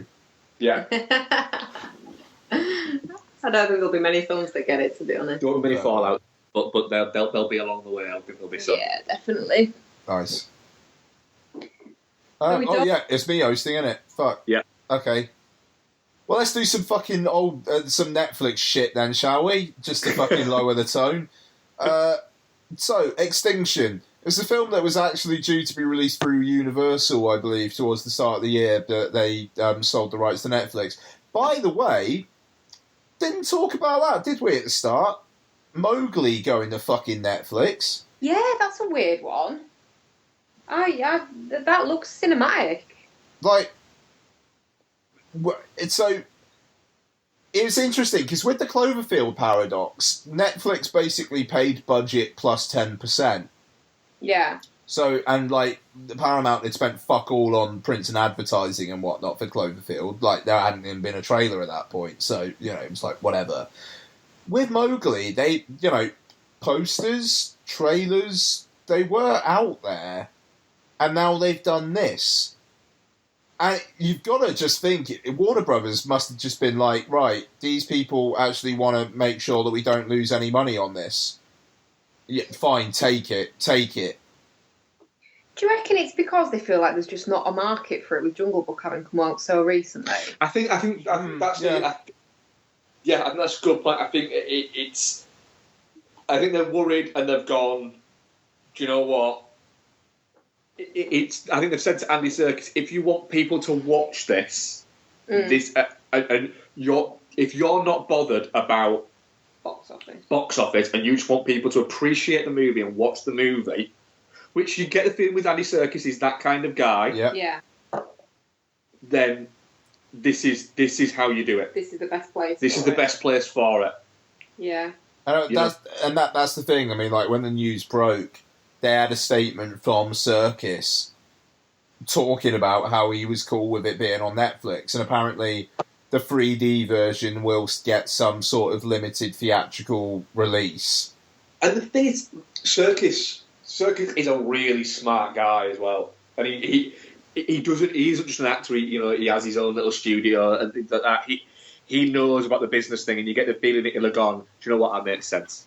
Yeah, I'm fine with that. Because now you're not dumping it on Netflix. There's a logical, artistic, and accountant's reasoning for it. Yeah, and I mean, like, that's the thing. And now, this film will not be associated with box office bomb, which it probably would have been. Yeah. Yeah. You know, yeah. It will have been. It will have. It might have got great reviews and everything like that. But it's like you just said there, but it's a hard sell. It is, yeah. The thing is, I'll watch it on Netflix out of curiosity. I wouldn't go see it at the cinema. I've seen The Jungle Book. Yeah. You know, there'll be other films out that week that I'd prefer to see, rather than that story again. Straight up, but like fucking, it'll be on 4K. Be lovely Dolby Vision. Hopefully, you guys will have a 4K TV by the time it pops up on Netflix in 2019, and you know, we'll take it from there. Excellent. But now on Netflix is Ben Young's Extinction, starring Michael Pena, Luke Cage, and the girl from Cloverfield. Lizzie Kaplan, that's her name, and Luke Cage's name is Mike something. Is that where you go with Lizzie Kaplan? I always think of her as Janice Ian from Mean Girls. I always think of her as the girl Hot Tub from Time Machine. Yeah. There you go. Everybody just thinks of different things with Lizzie Kaplan. So, Extinction. Michael Pena. It's a very, very bored-sounding mechanical repair guy who keeps on having dreams about some sort of alien force wiping out he and his family. And then an alien force come to try and wipe out the world. And things happen. I'm not feeling very inspired on Extinction, as I think the last 30 seconds of everyone's lives have probably illustrated. Out of a scale of 1 to 10, guys, how bored does Michael Pena sound at the start and end of this film? 8 and then 9. He does sound more bored at the end, doesn't he? You're right. Like he's done with this shit. Becky? Yeah, he doesn't sound very impressed about the fact that they've clearly got work to do at the end, does he? Yeah. They just blew up that bridge. Oh, fuck, I'm going to have to build that, aren't I? Yeah.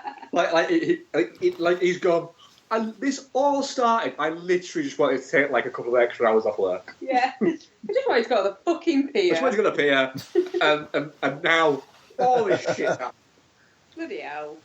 Luke Cage knows how to fuck his day. Yeah. Everyone's pissed off with me. It's just shit. Yeah. It's not very good, is it? Is it? I didn't hate it. I thought it was fucking boring. Yeah, it is boring. I didn't hate it. I wouldn't rewatch it, but I didn't hate it. It was quite. You actually, Yeah. I go as far as to say you kind of enjoyed it. Yeah, I did kind of enjoy it. I wouldn't watch it again, but I did kind of enjoy it. I thought it was quite interesting. The fact that, obviously, all spoilers all the time, but the fact that they weren't aliens that were invading. That was humans trying to retake their planet and then realizing, shit, they've probably got more right. Well, that one guy, shit, they've probably got more right to it than we do because we've been gone for fucking years. The kids, though, fucking hell. Yeah, the kids. At one point, I was like, I recognise that child. She looks familiar, and how can she be so annoying? And then I realised she was Jacob Tremblay's little sister. And then it was like, do you know what? I remember watching Room. That's how she's that fucking annoying. I like Room. I'll tell you what I didn't like. The older girl's haircut. You're not a fan? It's just like, girls that age don't have those haircuts. No. Bothered me throughout the entire fucking film. It's like, how old are you supposed to be? Well, and the thing is, it set her up at the start as this like miserable loner that kind of didn't want to have much to do with her family, and then that just completely went out the window. That was like a 5-second bit, and then he just said that he was going to take her to the pier, and then she was fucking killed.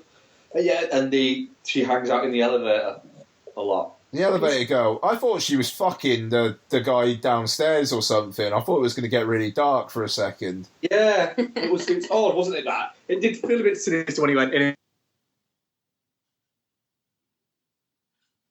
And it got boring. Yeah. There was there was zero chemistry between Michael Pena and Lizzie Kaplan. Zero. They'll try and say, but they're synthetics, so there wouldn't be chemistry. Like, no, fuck off. If anything, it'd go the other way, and there'd be synthetic chemistry, and there'd be hyper fucking, what is it? Overcompensate. Yeah, they just...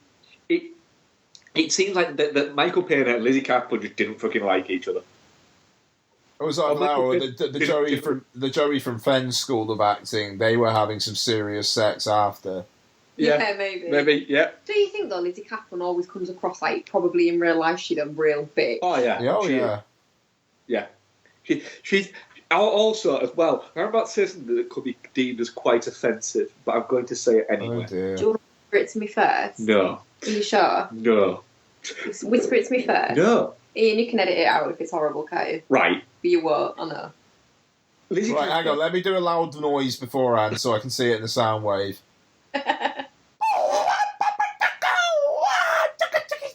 No! Can I ask a favour before he says what he was going to say? If you don't end up editing it out, can you leave that in, that noise? I was planning on it, yeah. Okay. So anyway, Lizzie Kaplan is somebody who is very happy with the way that she looks.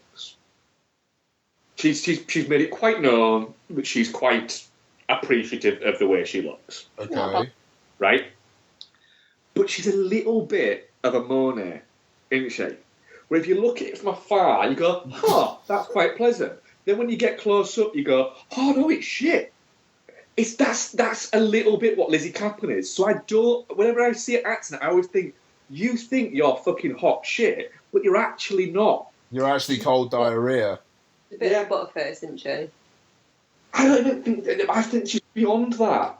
But that's beyond butterface. Yeah, she seems like somebody who has an incredibly high opinion of herself, and she's acting against Michael Pena, who doesn't seem like he can quite believe that he's a professional actor.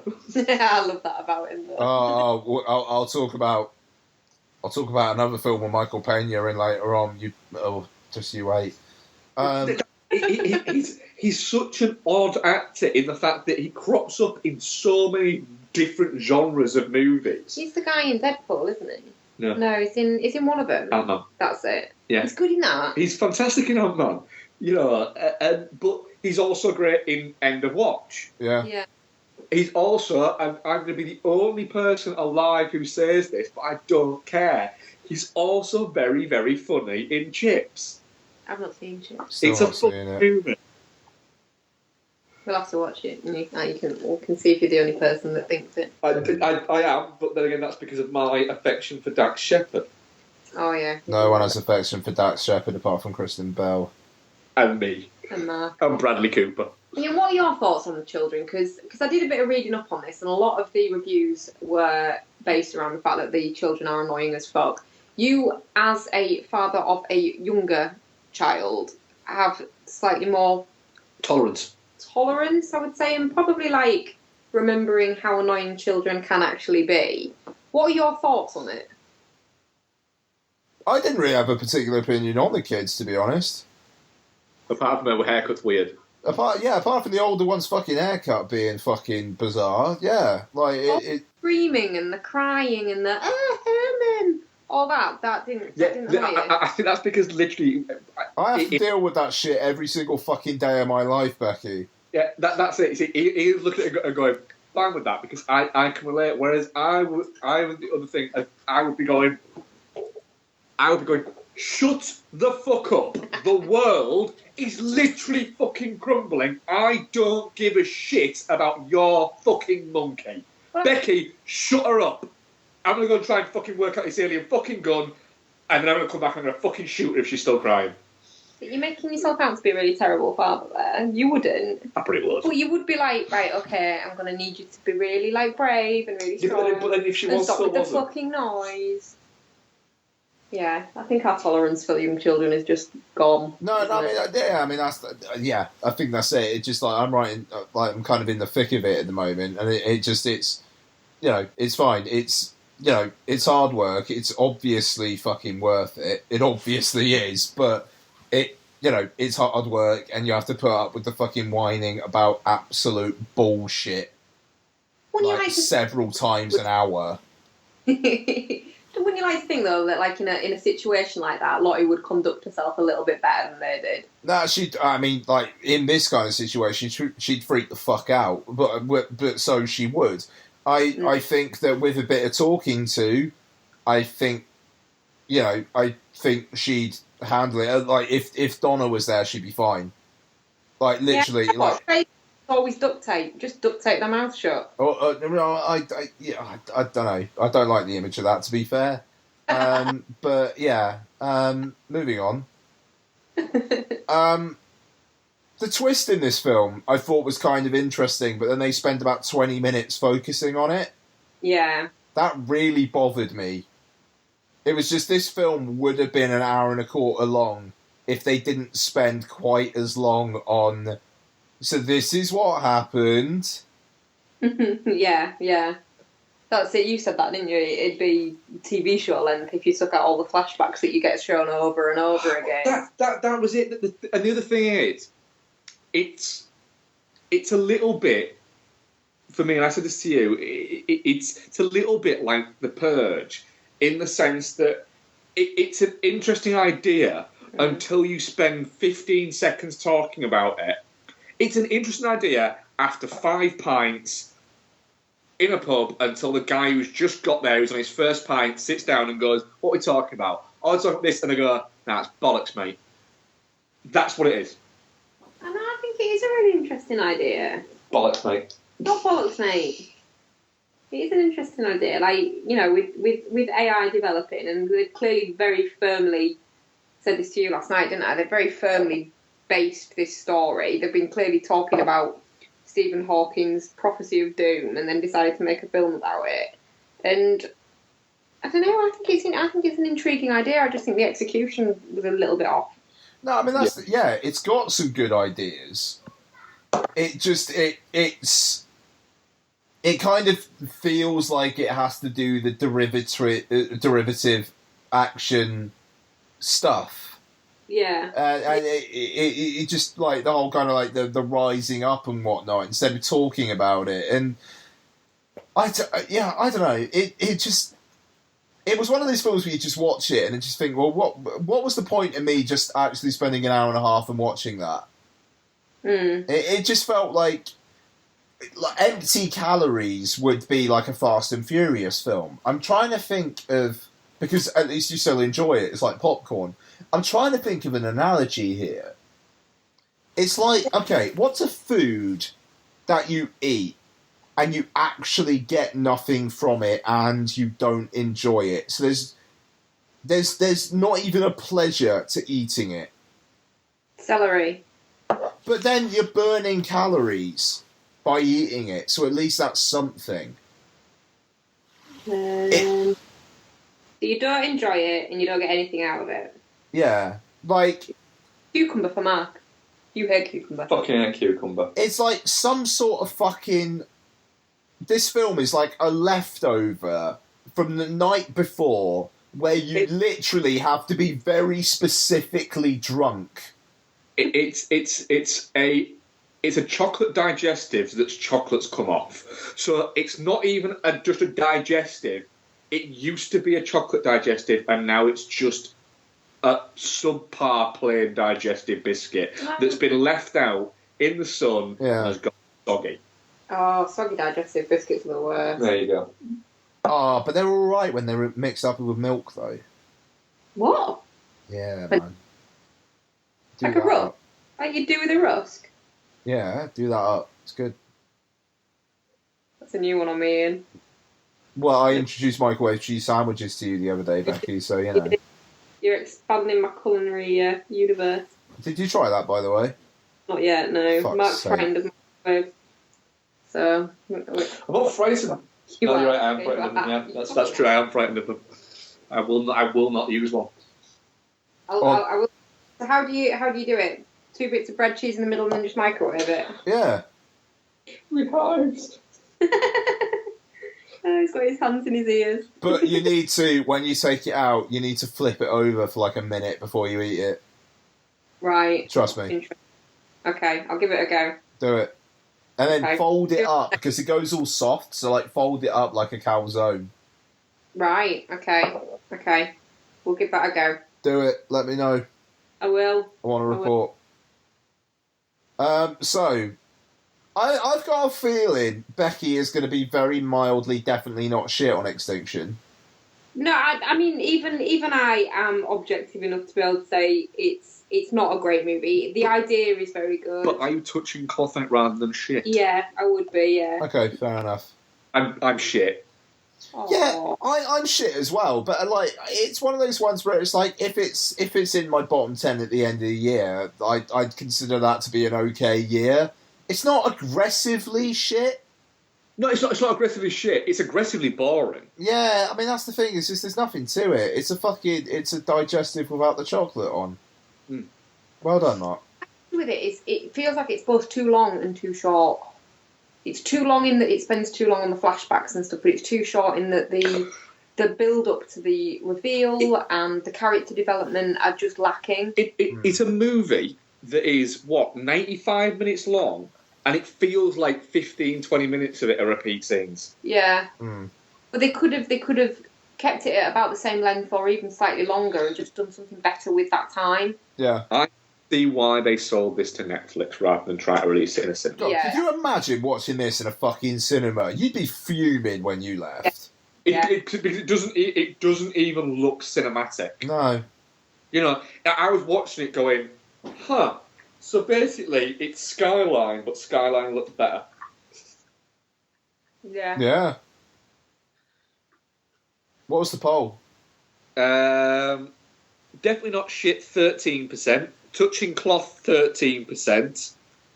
And shit, 75%. Again, Yeah. that doesn't add up. Oh, that's weird.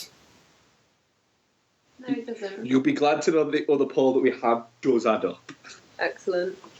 Nice. Right. I need a wee. How much time do you guys have? About another half an hour or so. Yeah? Yeah. Yeah, another half an hour. Alright, cool. Okay, I'm going to go for a wee real quick and I'll be back. Talk amongst yourselves. Alright. No, I don't feel like it was bad enough to be shit. But it was It wasn't though. boring. It wasn't that boring. Even Michael Caine was boring. He was getting paid to do it. Well, yeah, there is. Why look at the titties? I've got an email from on someone. They're showing their wares. Yeah. Look up and you just see titties on your phone. Well, they're not titties, are they? Well, I'm pretty sure they Well, are. they are. It's to show off the bras. Which contain Titties. titties. That's an unfortunate email for you to comment on the podcast. Thanks for that. Them titties.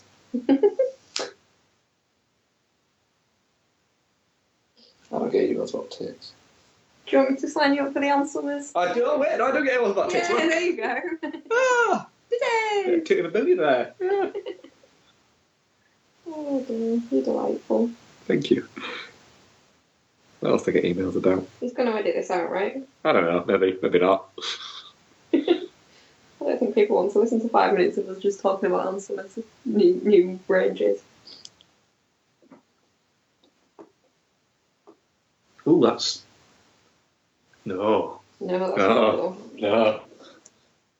No, not part of that. That's going to be a new thing in the booty trend. I'm not... You're not on board with that? I'm not on board with that. No, don't bring back the fucking G. The G. Yeah. Nah. It was a heavy G, that though, wasn't it? With a thick waistband. Yeah, but it wasn't... The G is the bit... It's not the upper bit, is it? The G is that bit. Is that what it refers to? Yeah, G-string. Because it's the... It's the G-string. What? It's taken a long time going for a wee, isn't it? Well, you guys drank 4 bottles of IPA. Yeah, fair play. It's not IPA. Thanks. Oh, that's such a bad joke.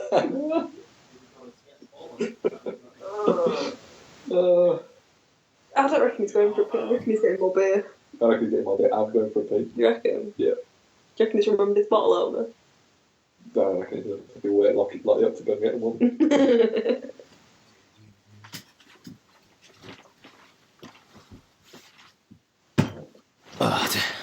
He has gone to the beer as well. Right, we there? Hello? Yeah, we talked amongst ourselves about, what do we talk about? On Summer's mailing list. Ann Summers, titties, G-strings. Oh man, you two have the best relationship. Fair play. Right. Made a bad joke. Yeah, I make a bad joke about, what is it? You have to re-listen to that, actually. You've got to hear my bad joke. Okay, I shall. So, we've got about half an hour left, so let's get into some what we've been watching. There's like one that I want to focus on. I think you should get into that then, because literally what I'll say is we've watched Mission Impossible movies and one other movie. So... Two. The one we've all been watching. Oh, the one we've all been watching, yeah. Okay, I'll just do it then. Right, A Wrinkle in Time. Oh. So, I watched A Wrinkle in Time. I paid to watch A Wrinkle in Time in standard definition. In standard def? Yeah, because, like, right, it's $5.49 to rent on iTunes. So it was like, nah. So I looked on Rakuten. It was $3.99 to rent in standard def. And it was like, do you know what? $3.99, fuck it. But the way... I can see what you mean, but always in my brain I go... But it's £1.50 more. No, it's £1.50. I just not for A Wrinkle in Time. Like,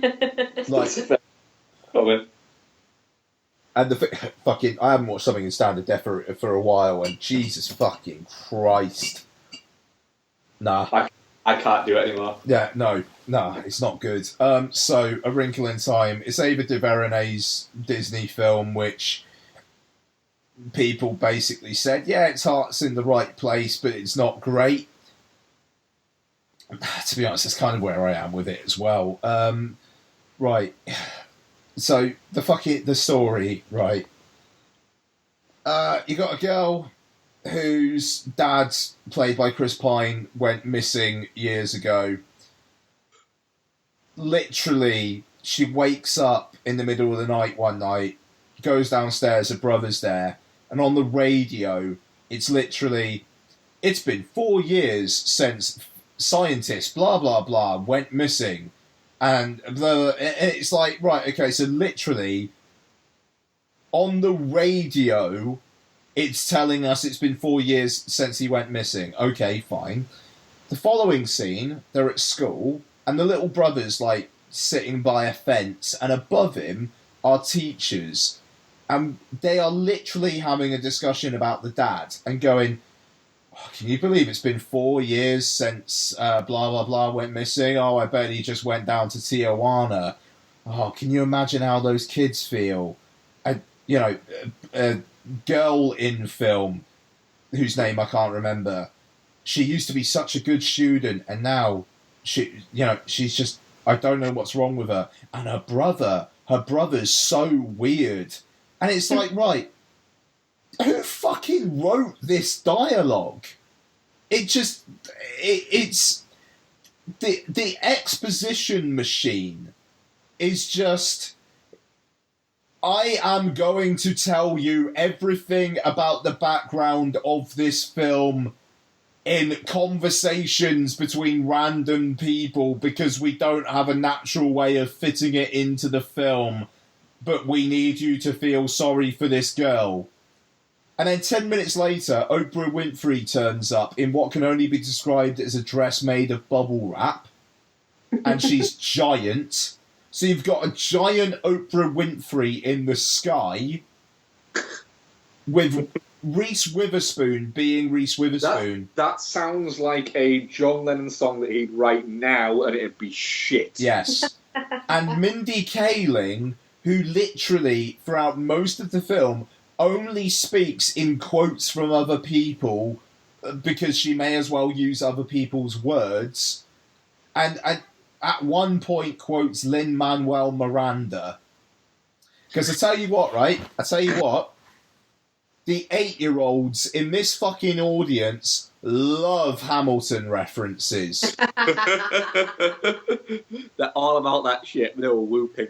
It's like, the thing is, Yeah, there's talk about how the girl in it is a warrior like Albert Einstein and Maya Angelou, which that's a cool idea. You know, the thing is, I'll be honest, this film feels like it's made by people who think they know what kids want but have never met a kid in their entire fucking life. It's a film about how love is the greatest force in the world, which, if it was not this film, would be being decried as just a fucking hackneyed, oh, for fuck's sake-a-thon. An oh, for fuck's sake-a-thon. I like that. Yeah, well, thank you. I'll use that again in the future, I think. The visuals at times are interesting. It's got some grand ideas, but it's just in this piece of fucking bobbins. And it's like it's not because I'm being cynical or Jesus Christ, I gave 5 stars to Mamma Mia, Here We Go Again last week, so cut me some slack there. It's a film that doesn't feel like it's actually made for a real person. It feels like it's made for some sort of altruistic idea of what the filmmakers think a kid is. And it just completely misses the target. The thing is, I don't hate the film. I don't think you can hate A Wrinkle in Time because there is good meant for it, and I feel like a hypocrite. Because a couple of weeks back I was saying like the only people who seem like people reviewing Wrinkle in Time were saying, well, it's good intention, but, and I am kind of saying that, but I will say the film is shit, but the meaning behind it is well intentioned. It's just I'm not going to excuse the fact that it's a shit film because it was made by people who had their hearts in the right place. But the thing is, I'm going to watch it because it's a film that I want to have an opinion on, and I will go into it hoping that I come out of it going, Mark, it will make your teeth itch. I really like that. But also as well, I am very much of when people say, yeah, it was a bit shit, but it had ambition. My thing about that is that's worse. It sets off like fucking input in my brain that go, no, right? An ambitious failure is still a fucking failure. You can be as ambitious as you want, but you're shit at it. Well, I'd say that's worse in a way. It's like it's tried really hard and still failed. Well, that's it. It's failed ambition. It's the same thing, and I'm with mild tangent here. The same thing as when people say anyone can make a movie, and that's what's great about movies. But no, it's not, because not everyone should make a fucking movie. That's how we end up with Brett Ratner. So I want to watch this and have an opinion on it, but I also, the film family wants to watch it and actually come out at the end of it and go, do you know what? No, it's fucking great. I don't want to watch it so I have an opinion on it so I can then say, I hated that. I want to watch it in case you're one of the like... It clicks with me. Yeah. And bits of it hit me and I go, that's fucking brilliant. The thing is, I've got to say, like, Ava DuVernay did not write the film, and the biggest problem with the film is the screenplay. However, the woman who did write it wrote Wreck-It Ralph and Zootropolis, which are fantastic. Yeah, I mean, it was some other guy as well. And it just... Who wrote Bridge to Terabithia, which is a really good film. It's... So, it's... She's not getting off that fucking easy. Okay, fair enough.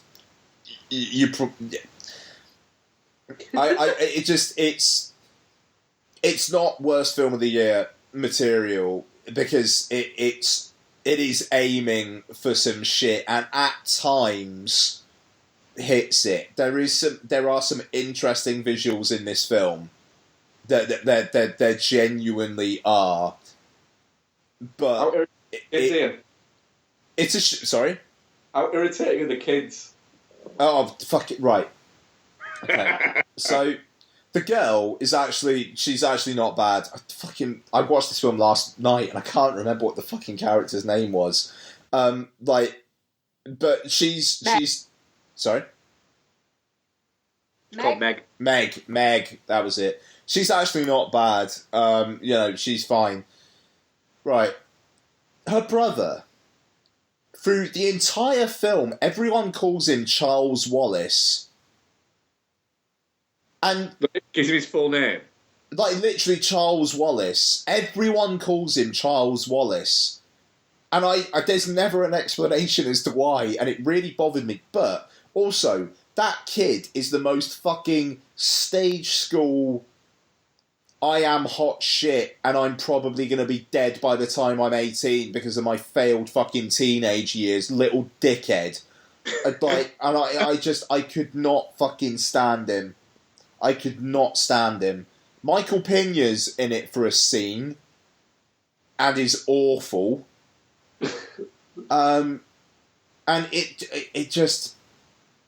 a shit. It is a shit film. It is shit.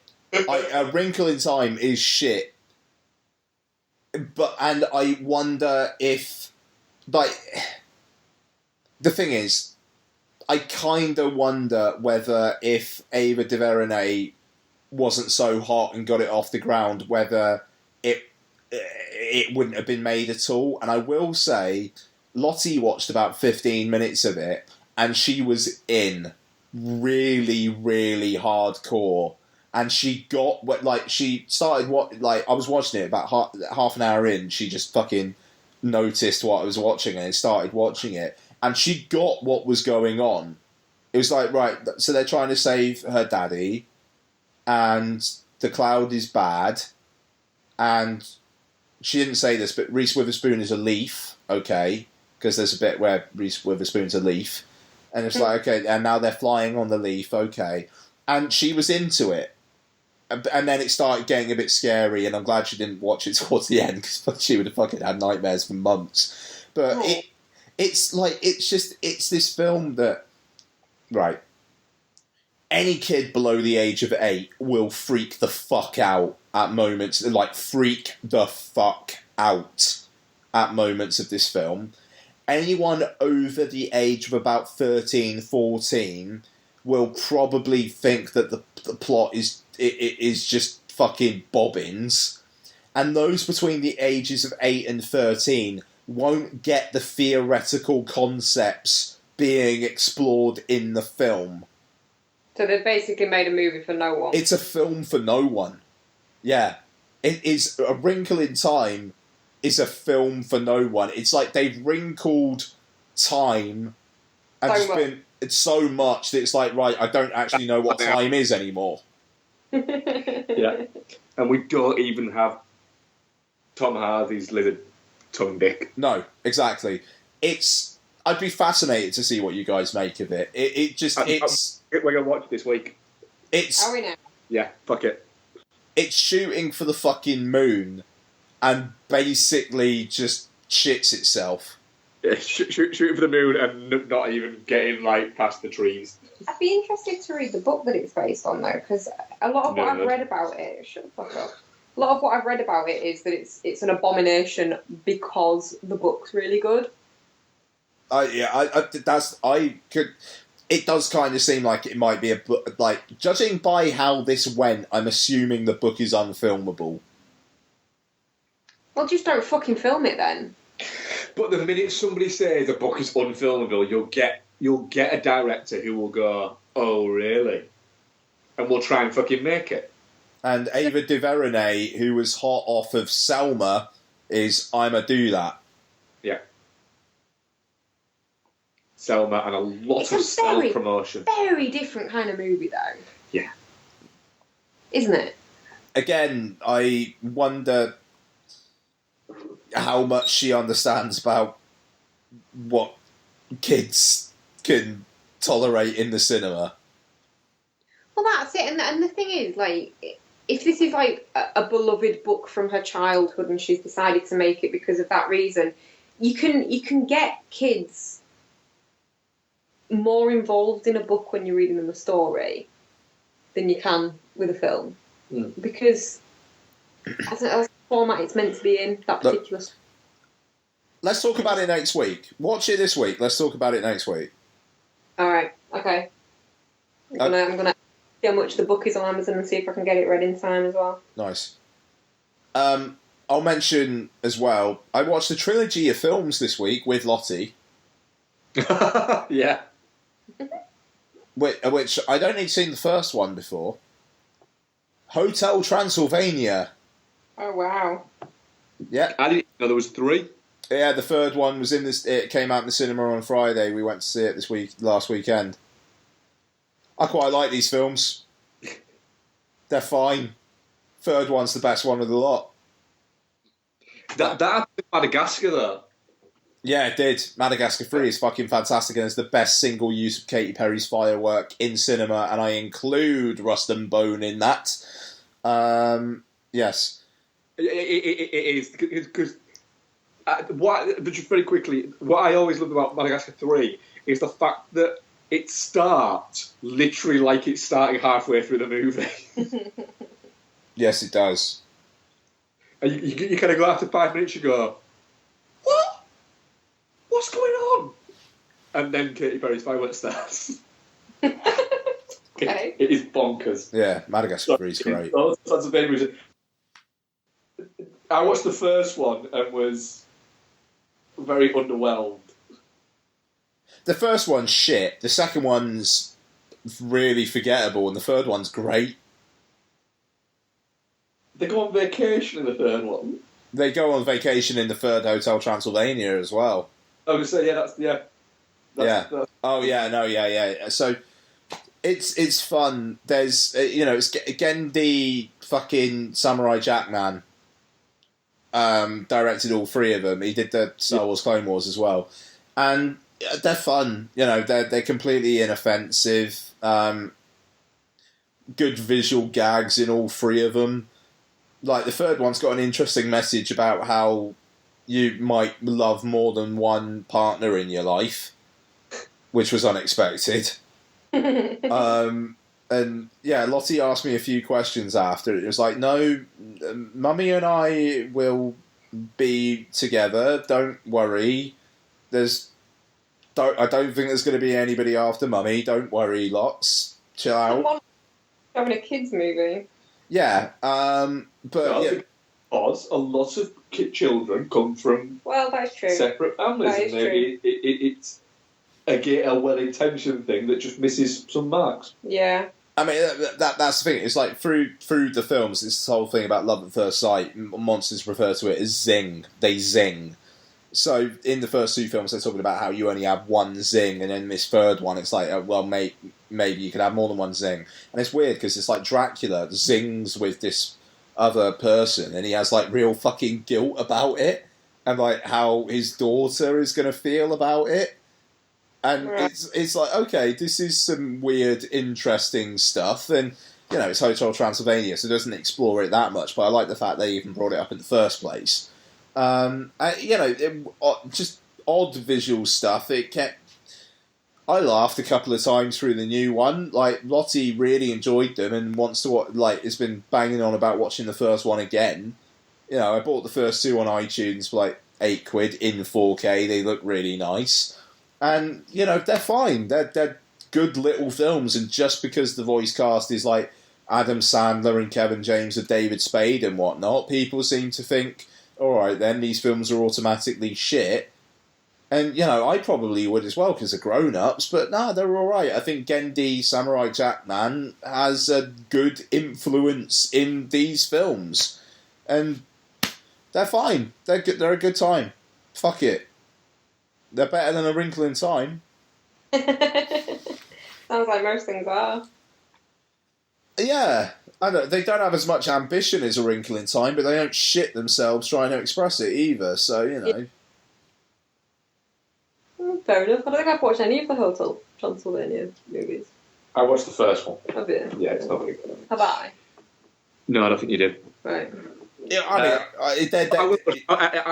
I will watch the third one because it's... I don't think I need to watch the second one to... Oh, God, no. appreciate the third one. Mel Brooks is in the second one and the third one. He's got more of a part in the second one, to be fair. But yeah, no, it's good. And I rewatched Jumanji: Welcome to the Jungle. Really enjoy that film. There we go. And the only one I've got is the other one I watched that you guys watched. Cool. We'll come to that in a second. We'll do the other one we've watched. Because let's say we watched all of the Mission Impossible, didn't we? Well, we already spoke about 1 and 2. We watched 3, 4, and 5. So, as did I. Yeah. Yeah. So we don't need to talk about that. No. Yeah, we talked about them sort of within the main. But what's the other one we watched? We watched The Last of the Mohicans, which was a rewatch for you and a first watch for me, but I think it's a while since you've seen it, isn't it? It's a long, long time, probably like early mid-90s, so like 93, 94 probably. See, I've always avoided this one, and I don't really know why. I think it's because I'm not really a historical epic kind of person. Well, it's kind of billed as a historical epic. So that's the Mohicans. I don't think we need to tell people that it's Michael Mann, people like that. People know Last of the Mohicans. Yeah. It's a lot different than what I expected. So what did you expect? Yeah. Like, I don't know. Historical dramas to me are always like, they're always very dry and a bit dull in my head. Like, I'm sure there's lots that aren't, but I don't know. In my head, I always expect them to be really kind of dull, and it wasn't. It was a really interesting story. About, obviously, it was about like colonialisation and stuff like that, wasn't it? And the battle between the French and the English and blah blah blah. But yeah, it was. I was very, very surprised, and I tried to say this to you in the movie, and you told me to shush because it was an important bit. But there was an awful lot less blood than you would expect from the amount of hacking that was going on. There's an awful lot of scalping and things going on, isn't there? And not very much blood. And until the bit where he cuts out the grey hare's heart. Yeah. Then there's blood. Yes. But yeah, it was really good. I really enjoyed it. It's a great movie. It's Michael Mann doing a film whereby you don't associate this film with Michael Mann. No. But the weird thing is, it's his most successful film. Right. Commercially, I bet it is. Yeah, but it's but you wouldn't kind of like. It's the one that more people will have heard of. You wouldn't necessarily categorise it as we wouldn't do it like that because there's no kind of like cityscape from shot from above where you look at it and you go, fuck, I wish my street looked like that. In fact, we actually lived on a cul-de-sac, didn't we? And when they installed those bright white light bulbs in the street lights, I loved just looking out at it because like, fucking cul-de-sac looks like a Michael Mann film. Especially if it was like raining or snowing and you could watch the light. It was fantastic. But yeah, it's a cracking rewatch, and there's a few kind of bits in it where Madeleine Stowe's very pretty. And Madeleine Stowe is incredibly pretty, yeah. But then Daniel Day-Lewis is very pretty as well. Sorry, the hair thing. When I said about them almost having the same hair. They do almost have the same hair. Except he's in better condition. I do like the fact that it's a Daniel Day-Lewis film, but he does, for a portion of it, literally stand in the background and just let people like Russell Means and Wes Studi actually kind of like have the movie. Yeah. And it's like, yeah, do you know what? You can put me on the poster, you can put on that, isn't like that. But I am one of the characters in this. I'm not even the fucking Last Mohican. The film's called The Last Mohican, and you look at it and you'd think, and people would assume, oh, he's the Last Mohican. He's not. No. Russell Means is the Last Mohican. Yeah. So yeah, it's a really good watch. Hey, so I need to actually watch Last of the Mohicans. You haven't watched it? It's on Prime. It's Prime. We watched it on, yeah. But it's a good watch, and it's got a great score. Is that the "Stay Alive, no matter what occurs"? Film? Yeah. Okay. Yeah, but it's got a great score. And also as well, you're watching it and going, there's some pretty fucking epic battle scenes. Yeah, there is. In it, where it's doing like a pan around and like a follow a long shot along these battle scenes. And you're looking going, right, that is a battle scene pre-green screen. Yeah. All those fucking people are there. Well, the thing is, you can feel there's that a texture to it, yeah. The film, like that first scene where they get attacked, where the party gets attacked, and Yeah. And it's just the girls, and then they come and save them. That's like stomach-turningly violent, even though there's not much blood in it and stuff. Like with that bit where he scalps that guy, it's like it's so nonchalantly done, isn't it? It's not a focus bit. It's something that happens within an awful lot that's also happening. Yeah, absolutely. It's just kind of glossed past, but it's it's really brutal, that bit. And I don't know, like gore doesn't normally bother me. As I'm getting older, I find it is more having an effect. But that just really got to me, that bit. And I think that is because it is being done. They are interacting with each other rather than there's a reality to it. Yeah. It's I think there's certain classic films that I could do with going back and watching. Yeah. Right, so we do the one that we've all watched. Go on then. Okay, yeah, so The Devil and Father are Morph, which is now on Netflix. It's directed by William Friedkin and co-written by Mark Kermode, which is interesting. I think it's interesting that Kermode has not been publicising it too much on his Twitter feed. Was when it first came out, but it was very much like, look, this is a movie I've done, and I'm very proud of the fact that I've done this movie. Yeah, so I don't know, maybe it was like he just didn't want to toot his own horn or anything. And like, to be fair, the man's such a fan of The Exorcist, the fact that he got to work with William Friedkin on a film, no matter what that film is, was probably a personal joy to the guy. Yeah. Pops up on Netflix, and it's like 65 minutes long, or 69 minutes long, I think it is, which I'm sure was Friedkin's dirty joke. It's a documentary about a exorcist in Italy, Father Amorth, who basically is invited by William Friedkin to witness an exorcism. And then Friedkin interviews psychologists and priests and neuroscientists about what exorcism is. Now, personally, I thought there was some really interesting stuff in here about how possession is seen by scientific bodies and how exorcism is treated so seriously by members of the religious faith. I could have done with more of that and less of the other stuff. I'm intrigued to see what you guys think. Yeah, well, the bit when they're talking to the scientists after the air quote marks exorcism bit are actually really interesting. Sort of how they view it, what they categorise it as, how they would treat it. The bit where he's got the one guy, I can't remember which guy it was, and he's essentially badgering him to sort of asking him about his religious beliefs and stuff like that. That made me a little bit uncomfortable because it felt like he was leading him. But apart from that, the sort of round table bit with the psychiatrists where they were saying, look, essentially what they were saying is it can be psychosomatic, but if you believe in the illness, you'll believe in the cure.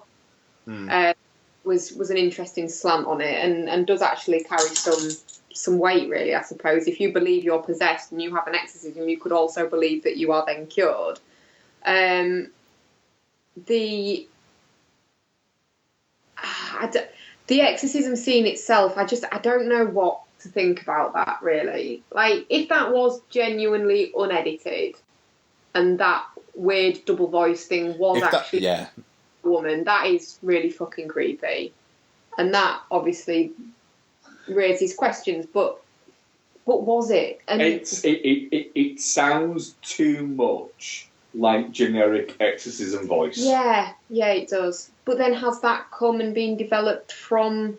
That's the thing. It's like I feel like it's not genuine. But then is that just my lack of religious belief? No. What I would say there is right.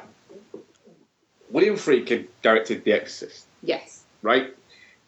William Friedkin is an odd character. Yeah. In cinema. He had fantastic success in the 70s with French Connection and The Exorcist. and has had, would it be fair to say, Ian, limited success since? Yeah, no, I mean, like, I don't know, he's had ups and downs, but he's never quite had the cultural impact. Exactly. It's not you know, I did like some of his late 90s, early 90s work. You know, Bug is a great movie. Killer Joe's the shit. And Killer Joe's fantastic, yeah. So, you know, there has been that. But he has gone back to drink at the X as well, frequently. Yeah, yeah. And done that. And it did, even when they're talking to the scientists, I don't believe they're the only two scientists he spoke to. No. And they did seem to cherry pick to kind of back up his line of thread that he wanted to tell. Yeah. And then the exorcism, you've got that that's going on, and then you've got the bullshit at the end. With what goes on there, with the I didn't take my camera in, but here's the church, and here's me shaking things around and saying things in this voice. And with that nonsense, it just made me go, so it was all bullshit then? Oh, fuck off. Yeah. Just fuck off. Well, that's it. It loses all credibility when it does that at the end. Like any kind of, maybe that is true. Maybe, you know. I didn't buy it from the fucking start. No, but even if you're watching it and thinking, oh God, what if that is true? That, you know, this is important. This is an important piece of work. And then he goes, oh well, oddly enough, even though throughout the whole thing I've had a handheld camera with me at all times, but I didn't take it this one time, and this is when shit kicked off. Yeah. It just makes you go, all right, fair enough, so it's all crap. And also as well, it literally felt like it was a 65-minute infomercial for some kind of fucking exorcism fucking book that he's going to write. It felt like that. This is a man who made The Exorcist and who made The French Connection and who made Killer Joe, and then he made this, and it looks. It felt like a DVD extra. It felt worse than a DVD extra. Yeah. Honestly, it felt infomercially. That level of bad. The fact that it had him speaking and talking outside a church and then going, and then we went to the house, and he stood outside the house. It's like, oh my God, you're an Oscar-nominated director. Did you just do that? Be better. Yeah, it's... But it's not supposed to feel overproduced. That's kind of... No, but produced will be nice. Yeah, If it is essentially fraudulent... It is fraudulent. But if it is... Then at least hers have the balls to admit that he's talking shite. It's just... It's the fact that the audio manipulation in The Exorcism is like... That's the one thing that actually makes you think... Is something actually going on here? The fact that what? Sorry, I missed that. The audio manipulation, the double voice. Yeah. Like, it's literally that. Because if it wasn't for that, it would basically be a good 15 minutes of this film of just someone speaking Italian to a woman, and every now and then her just fucking shouting something. Yeah. Yeah. So, I cut you off a second. What were you going to say? All I was going to say was, if it is fraudulent, which it would appear that it is, then produce it a bit better. You know, have it still looking a bit kind of... I don't see the point raw in it, other than... I don't see the point in it. I don't know, for me, the most direct comparison that I could make in my head, and I haven't actually ever seen this, but do you remember that BBC Haunted House thing that they did? Ghost Watch. Ghost Watch, yeah. Oh my God. Fucking hell. But people believed that. Because it was fucking terrifying. I've never seen it. It's available anywhere. Yeah. No, yeah, that Ghost Watch is properly fucking scary. It's fucking terrifying. Oh, I want to watch that. We might one day. Well, you might. I hide. In the understairs cupboard. But that's it. Just Ghost Watch. It's just like the shit that's in the background in some of those fucking like. Right, you've got to find it for me. I will find it. Or like a War of the Worlds type thing, like doing something fake but trying to persuade people it's real is kind of, it has been done, but it has been done much better than this. Yeah, it's just just really badly made. Yeah, it is. It's terribly made. I mean, it just the one thing though, it's just like Kermode's, like the fact that he's involved in it, and it kind of feels like something so cheaty feels below him. Yeah. I thought that his name popped up at the end because I didn't realise he was involved in it until the end, and it was like, that's a weird one for him to align himself with. Yeah, that he might have written a very different. Yeah, thing. I mean, like you wonder, like, was it literally he just wrote the Friedkin to camera stuff, and didn't know what was going on with the rest of it or something? But I'd be surprised because that guy's always about authenticity and whatnot.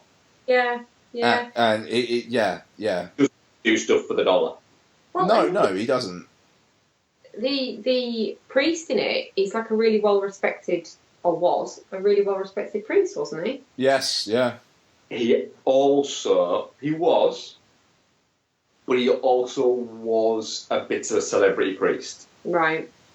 You're talking about the Rome's exorcist, Rome's chief exorcist. He was like, another level of religion. You know, Rome, fucking Vatican City is in Rome. You know, he was almost, especially in I think the 90s, late 80s, 90s when he first got prominent. That he was very much like a celebrity. He went on talk shows and things like that in Italy. It's a different kind of world. Right. From that, I'm not saying he wasn't. You know, he didn't do what he was doing, and he clearly is a very deeply religious man. But I am just saying. I am just saying that there is that to consider. Yeah. And how much would he like to boost his profile by doing that? I don't think I had a boost. He was about to die. He was 91. Might have thought he was on this thread. Yeah, but another lot of boosting. Yeah, it just feels like, what's the point? You know, it just that stuff and I went to go meet her in the church. I didn't have my camera with me, but this is what I remember. And then what he remembers is like almost like the most generic fucking. You will give us the videotape. It's yeah. But just what the fuck is that? It's a really, really fucking weird thing for William Friedkin and Mark Kermode to be involved in. But again, though, like if it is a fake, why not set up that shot and do it? Yeah. You know, just fucking commit. No, I don't know that. It's like they were like, oh fuck, this is going to be really hard to do. Like I'm just living on the floor and stuff moving. We can't be arsed. Let's just pretend it happened and we didn't have a camera. Because the thing is, if it did actually happen, then this film wouldn't just be basically going direct to Netflix. It would be, this is some serious fucking exorcism is real shit caught on camera. Yeah. You know what I mean? And it's a voice effect on this poor fucking woman who's either really mentally disturbed or a fucking weird charlatan trying to, I don't know, get attention or something. And well done, we've just kind of done that for her. I don't know, very, very odd. Yes. Friedkin's been very kind of defensive over it though, hasn't he? With people claiming it's a fraud. Yeah, but I say he's an odd character, it's William Friedkin. He very much is. I mean, I love Friedkin. It's like, it's the one thing that he's done recently where it's been like, what's this now? What, really? We're doing this, are we? Yeah, I don't know. It's not great. It's not great. I kind of wish we did Mission Impossible at the end of the show so I had a bit more fucking get pumped. You can just go watch the trailer again. I could do, actually. I could just, You have to one from like 5-6 months ago, though, so it's got the right music. I'll just pump my arms. Yeah, reload your arms. I'm going to reload my arms and I'll be fine. Just don't throw anyone through a mirror. Okay. We do have one more question. Yes, we do, don't we? Yeah, from an email. Ian, have you got the email? I'm kind of worried about the fact you guys haven't eaten, to be honest. Do you want to do the email next week? We always eat late. I do need to go get petrol before the petrol station closes. All right, Shall we call it quits and just catch up next week? Yes. Is that all right, Becky? We did do a poll on the Devil and Father and Morph. Isn't it a mort? A Mort, yeah. Yeah, it is a mort, sorry. And that came out... definitely not shit, 0%. Touching cloth, 33%, and shit, 67%. So at least that's 100. Yeah, that did add that to 100. Sounds about right. Yeah. I don't know. It's a weird one. I'd like to speak to somebody that's like heavily religious and see what their thoughts on it are. I wouldn't like to speak to somebody that's heavily religious. Yeah, but that's just in general. That's true. I don't know. I just think it would be interesting to see if there's any kind of different take on it from that angle, I suppose. Yeah, maybe. Cool. So, what are we covering next week, Ian? So that's going to be Ant-Man and the Wasp. Shit, is that out next week? It's out on Thursday. I'm quite looking forward to that. Yeah, I'm looking forward to that, yeah. I'm very up for that. Some more Michael Pena. Oh, Michael Pena. Bit of Michelle Pfeiffer. She's an isn't she? Oh, no. Yeah, she is. Yeah. Yeah, don't look at me so confused and make me think I'm wrong. She's in, like, none of the marketing, which is weird. Yeah. But yeah.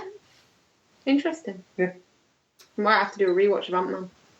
We have watched it quite recently. Yeah, get away without doing that. Yeah. Nice. So, yeah, we'll talk about Ant-Man and the Wasp. We'll talk about other stuff. I'm going to let them eat. I'm going to have a coffee because I feel quite drunk. Don't kill the buzz, Ian. Nah, I've got to kill the buzz. I've got the buzzkill that is work tomorrow, so, I better fucking get ready. I've got to be up at 5 in the morning for my 3.5 hour drive. That's fun. Yeah. At Ian Loring. I'm doing Ian's job now. Ian Loring, at Becky Fours, at Dude Fours, at I'm Dude just going to let him. Hit us up on Instagram, Dude the Monkey. Our Last of the Mohicans post has been very popular. Very popular. Yes. Nice. Just to let you guys know as well, we're toying with the idea of doing more sort of retro reviews, so hopefully we'll have a poll up during the week. Oh, tomorrow? Tomorrow we'll have it no on less. Yeah. With some options on there for you guys to choose from. Indeed. So, very exciting. And apparently you can also email us questions, so do that too. Thank you very much for listening, guys. He properly just fucking hijacked the end of that, didn't he? Sorry. It's because he's a gobshite. Fucking thank you so much for listening, guys. I appreciate you far more than Mark does. And, Mark would tell you to go fuck yourselves. I never would. I love you all. Go fuck yourselves. I love you all. Becky's ambivalent. Oh, I love everyone too. Well, no. But all of the listeners. But not everyone in the world. No, bunch of dicks. Bunch of dicks.